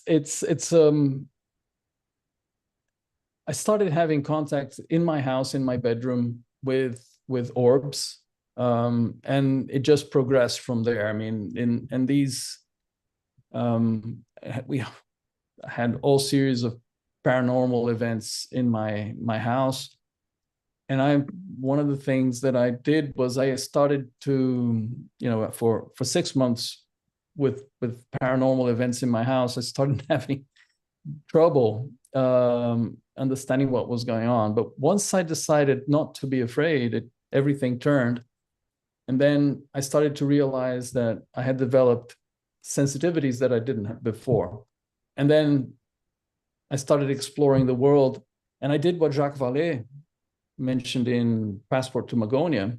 I decided to test the folklore and the cultural and mythic beliefs to see if they were real or not. And there was stuff there. So I went to Europe, visited mythic locations, and I could sense the presence and meet some of them. And it was quite extraordinary to be able to validate that kind of thought that Jacques Vallée had, that is all tied together, right? The UAP, the paranormal, and the myths of old, and maybe even religion, right? So I'll leave it at that, because it gets very complicated after. Sure. I don't think this is the forum for that. Sure. You have put on 2 beautiful conventions, UAP cons, both of which can be found at UApedia, which we're going to go take a look at your website in a moment. But one of the things that I've really loved about the conventions you've put together, Eduardo, is the focus has been on how is this impacting our consciousness. It's not just about, I saw lights in the sky, but people really sharing, like you just did, how having these experiences, which, although the experiences are incredibly diverse, the commonality is high strangeness, and it forces us to change or expand our perspective of what's possible. It breaks us out of whatever bubble we've been in, a religious bubble, a belief system bubble, a cultural bubble. It gets us out of there. And I think that that's something you've done a wonderful job of really helping us to focus on and to understand, is this is all raising our consciousness. I was listening kind of in anticipation of today's conversation with you. This morning, I was listening to an in-depth recent conversation with my friend and colleague, Daryl Anka, who channels Bashar. Yeah. And love him, love Bashar. And I've known Daryl for 40 years. I first met him back in the 80s. So, a lot of us have been on this journey for a long, long time. And in essence, my understanding from what Daryl said was that he really believes that at some level, our galactic family have been actually pulling the strings to raise our consciousness. And yes, there's the human involvement and the human, trying to block it. But there is a real effort from an intelligence that's so much more evolved than we are. They may be hundreds or even thousands, or perhaps even more years evolved. So it's impossible for us to imagine their consciousness. And I think Spielberg spoke to that. By now, I think most people have seen the Disclosure Day movie. And I like how Spielberg addressed that. And then at the very end, almost the punchline is that we learn that it's this being that actually had kind of orchestrated the mass disclosure to take place. So I just want to stop there for a moment and ask how that lands for you, and as this person who's gathering all this information through UApedia, what are your thoughts about how Spielberg presented it and what I just shared? Yeah, well, thank you for those lovely comments about UAPCon 1 and 2. And I'd like to give a shout out to the team and my co-founders, Tara, Alan Steinfeld, and Tim Spinney, and our staff and team, for helping out with these two wonderful events that tied consciousness to the unidentified anomalous phenomena. And we've been honored with such tremendous guests, But back to your final question, I mean, the Disclosure Day movie is a movie about how, well, first of all, there's a lot of truth in the movie, right? From what we gathered and from what researchers have found over the last decades, it's all there. Spielberg did a good research, and I like how he framed it, that empathy wins, right? I mean, the humans have a capability, even though only two there were extraordinary because of their experiences. Humans have the same capabilities. They just haven't developed them.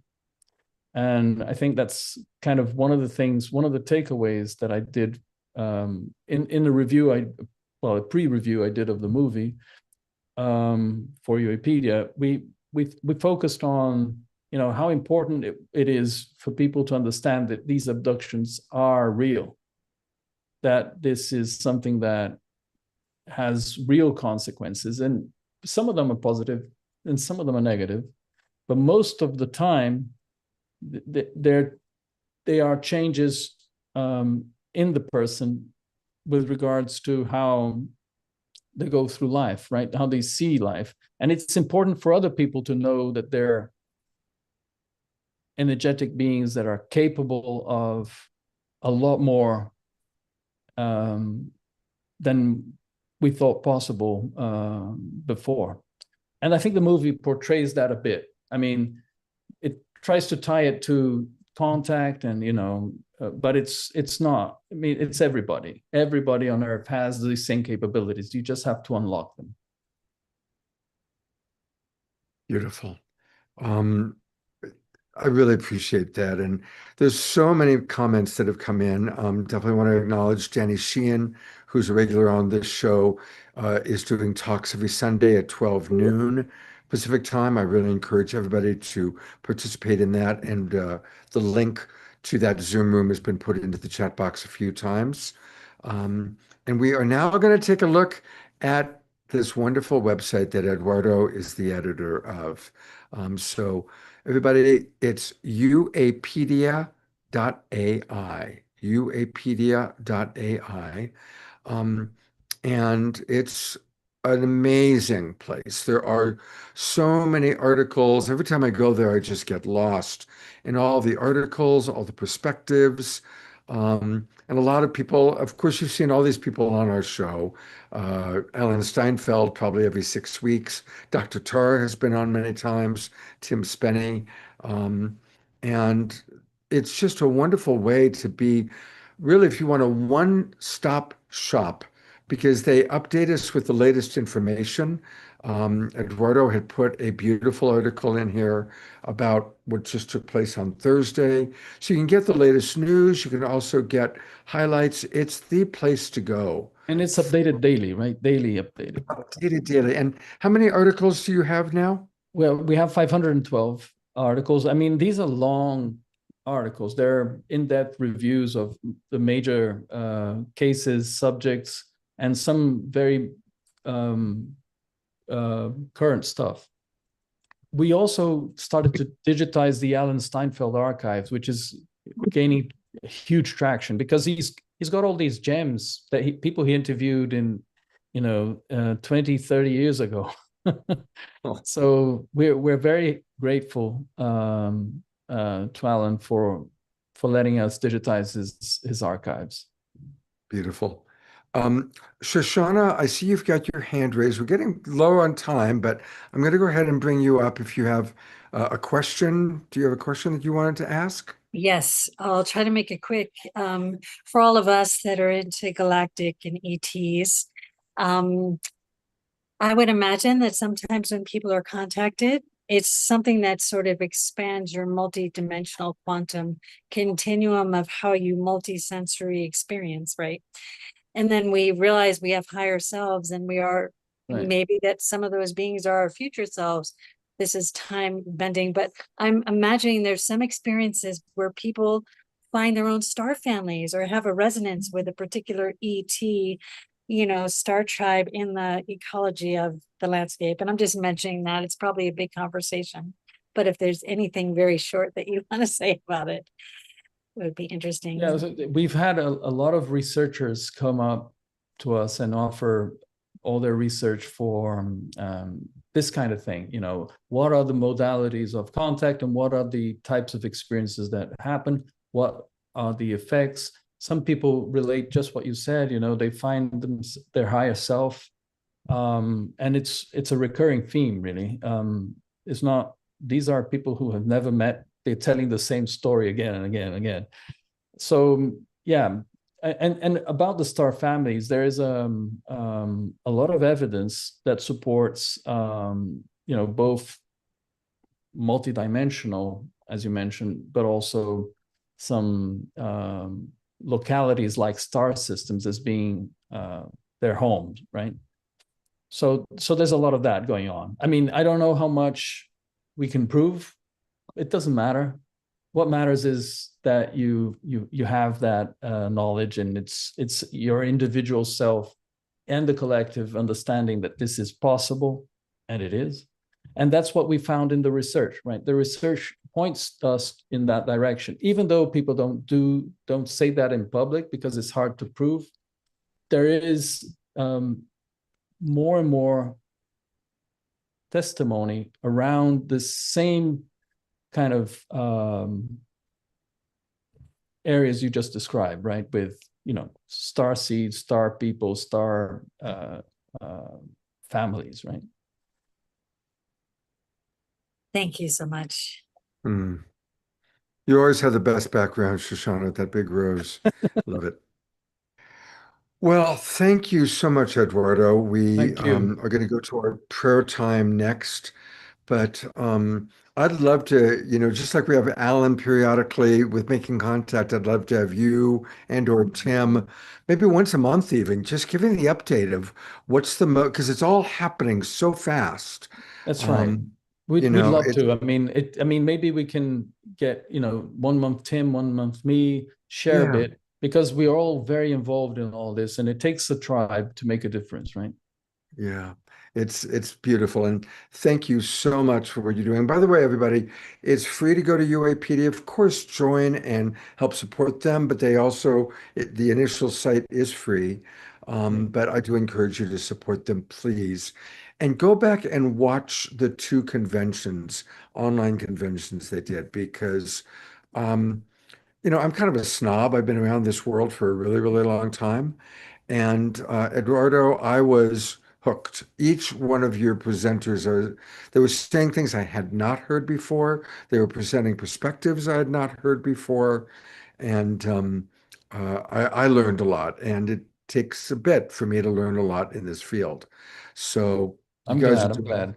You guys thank you, Scott, for all your support and all you've done. Thank you. Absolutely. And let's all get our UAPedia t-shirts. Right. I got mine here. Oops. Thank you so much, Eduardo. God bless you. Cheers. God bless. Ah, what a show. We are going to go to our prayer time with Diarra, and then we'll close out with an Om Ashar song. And here is our dear Diarra. Thank you, Scott. And thank you, Eduardo, for trusting us enough to share your experience. We so value that. And as always, we traverse the universe and beyond in just one evening.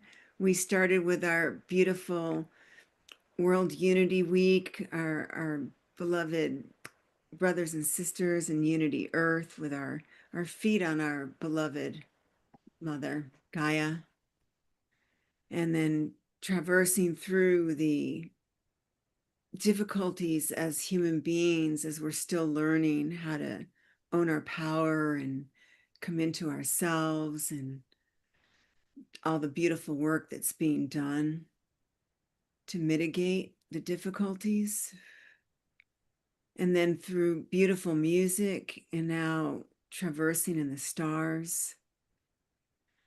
And as always, we know that we're expanding our capacity to hold it all, to open our minds, to increase and elevate our consciousness, our ability to understand and be open to what's beyond. And again, at the same time, we bring it back down into our beautiful human bodies. And we know at this time, many people are experiencing the effects of this expansion of consciousness, this expansion of our light bodies. And so we offer our prayers to those who may be suffering, may be in pain, may be clearing dis-easement, that may be incorporating cellular changes, viral changes. So we're blessing our beautiful human bodies as cosmic beings. And breathing into that, we can feel the light expanding, we can feel the love expanding, we can feel health, vitality, and peace inside our own beautiful universe. And then, as always, we share that out, extending that out, reaching our hands out to those who are ready to grasp and hold on, and we bring them in, into our tribes, into our hearts. And prayers, as always, for our specific members in our tribe.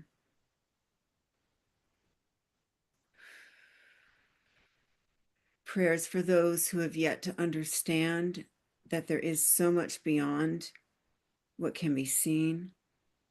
And we ask for our sensitivities to expand, our ability to embrace the subtle energies. And we do that with tender hearts and lots of love. And as always, embracing the cosmic children that are here now and those that are ready to come in. Oh, I can feel them. And we promise that they will recognize us and we will see them. We will hold them in love and light. So thank you, Scott. Thank you to our beautiful tribe. Thank you to all our presenters, all the beloveds in the room. And so it is. And as always, let's go to gallery view and have a minute or two of silence where everybody can pray for whatever they are aware of, that it might be personal. Certainly, we want to pray for what's happening down in Venezuela. Over 1,400 have died, 50,000 are missing, 3,300 injured. Thank you, Dorina Joy, for reminding us of that. So maximum grace for the people in Venezuela, maximum grace for each and every one of us with whatever challenges we might be facing. And let's have a moment of silence.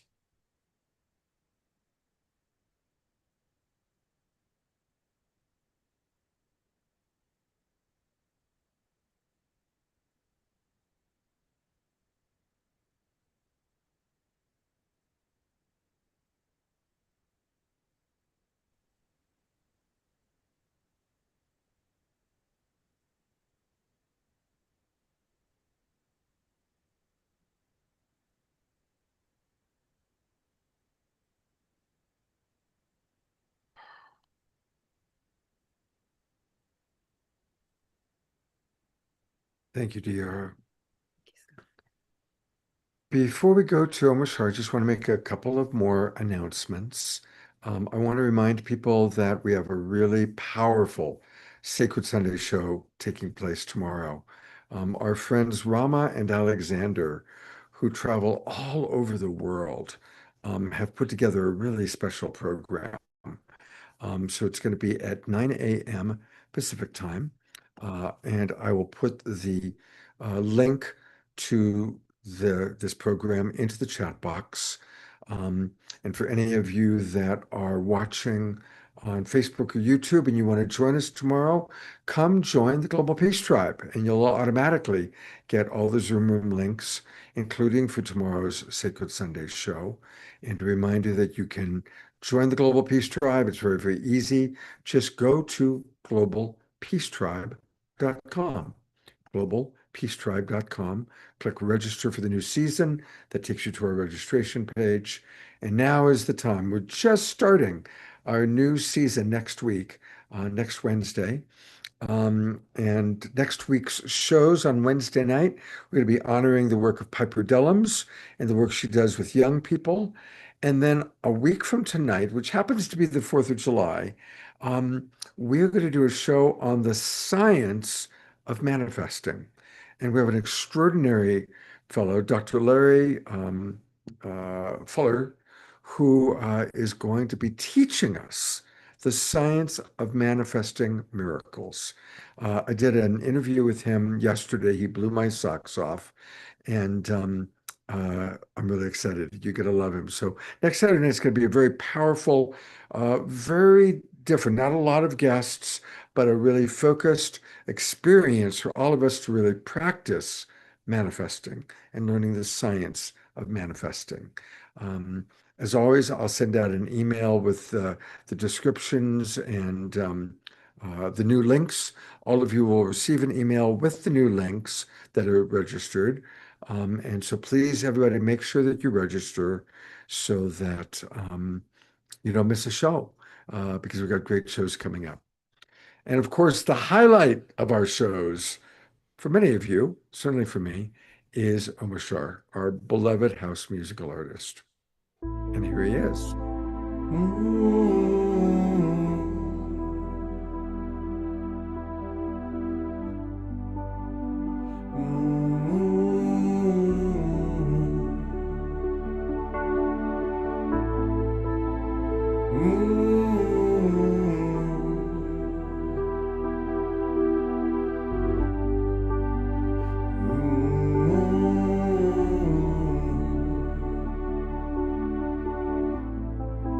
Let me shine a light inside.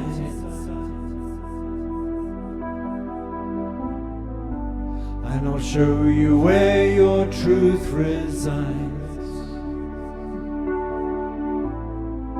Lift your eyes up to the skies,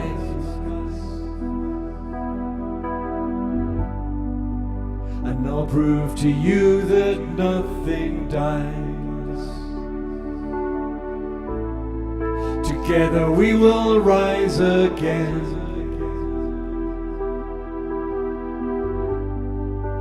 and we'll make amends for what we've done. So let me take your hands in mine, as I look at you, your spirit shines. I know you hear me, so please do not fear me, 'cause I'm here to lift you, restore you to glory, and love you and hold you and be your victory. My child, I will welcome you home.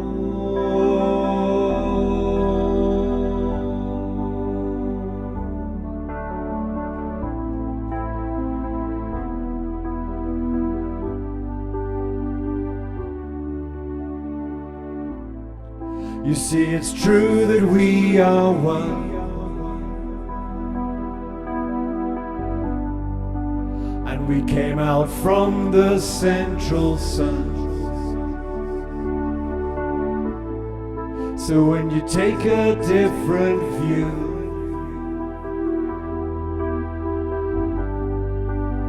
You dream awake, breathe out the new. 'Cause I know you hear me, so please do not fear me. 'Cause I'm here to lift you, restore you to glory, and love you and hold you and be your victory. My child, I will welcome you home. Welcome you home.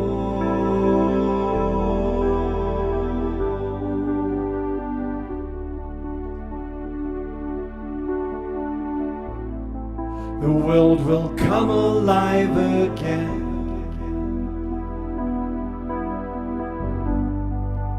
As we dance and sing and make new friends. So lift your eyes up to the skies, and I'll prove to you that nothing dies. I know you hear me, so please do not fear me. I'm here to lift you, restore you to glory, and love you and hold you and be your victory. My child, I will welcome you home.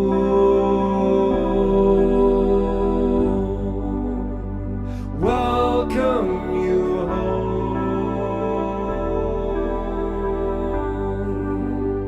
Welcome you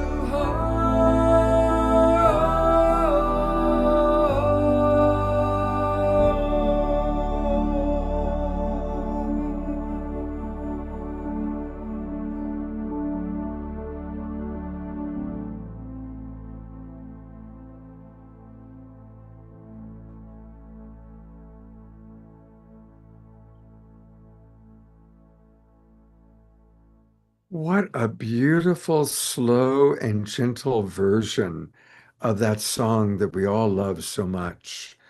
And you know where that was inspired from? What?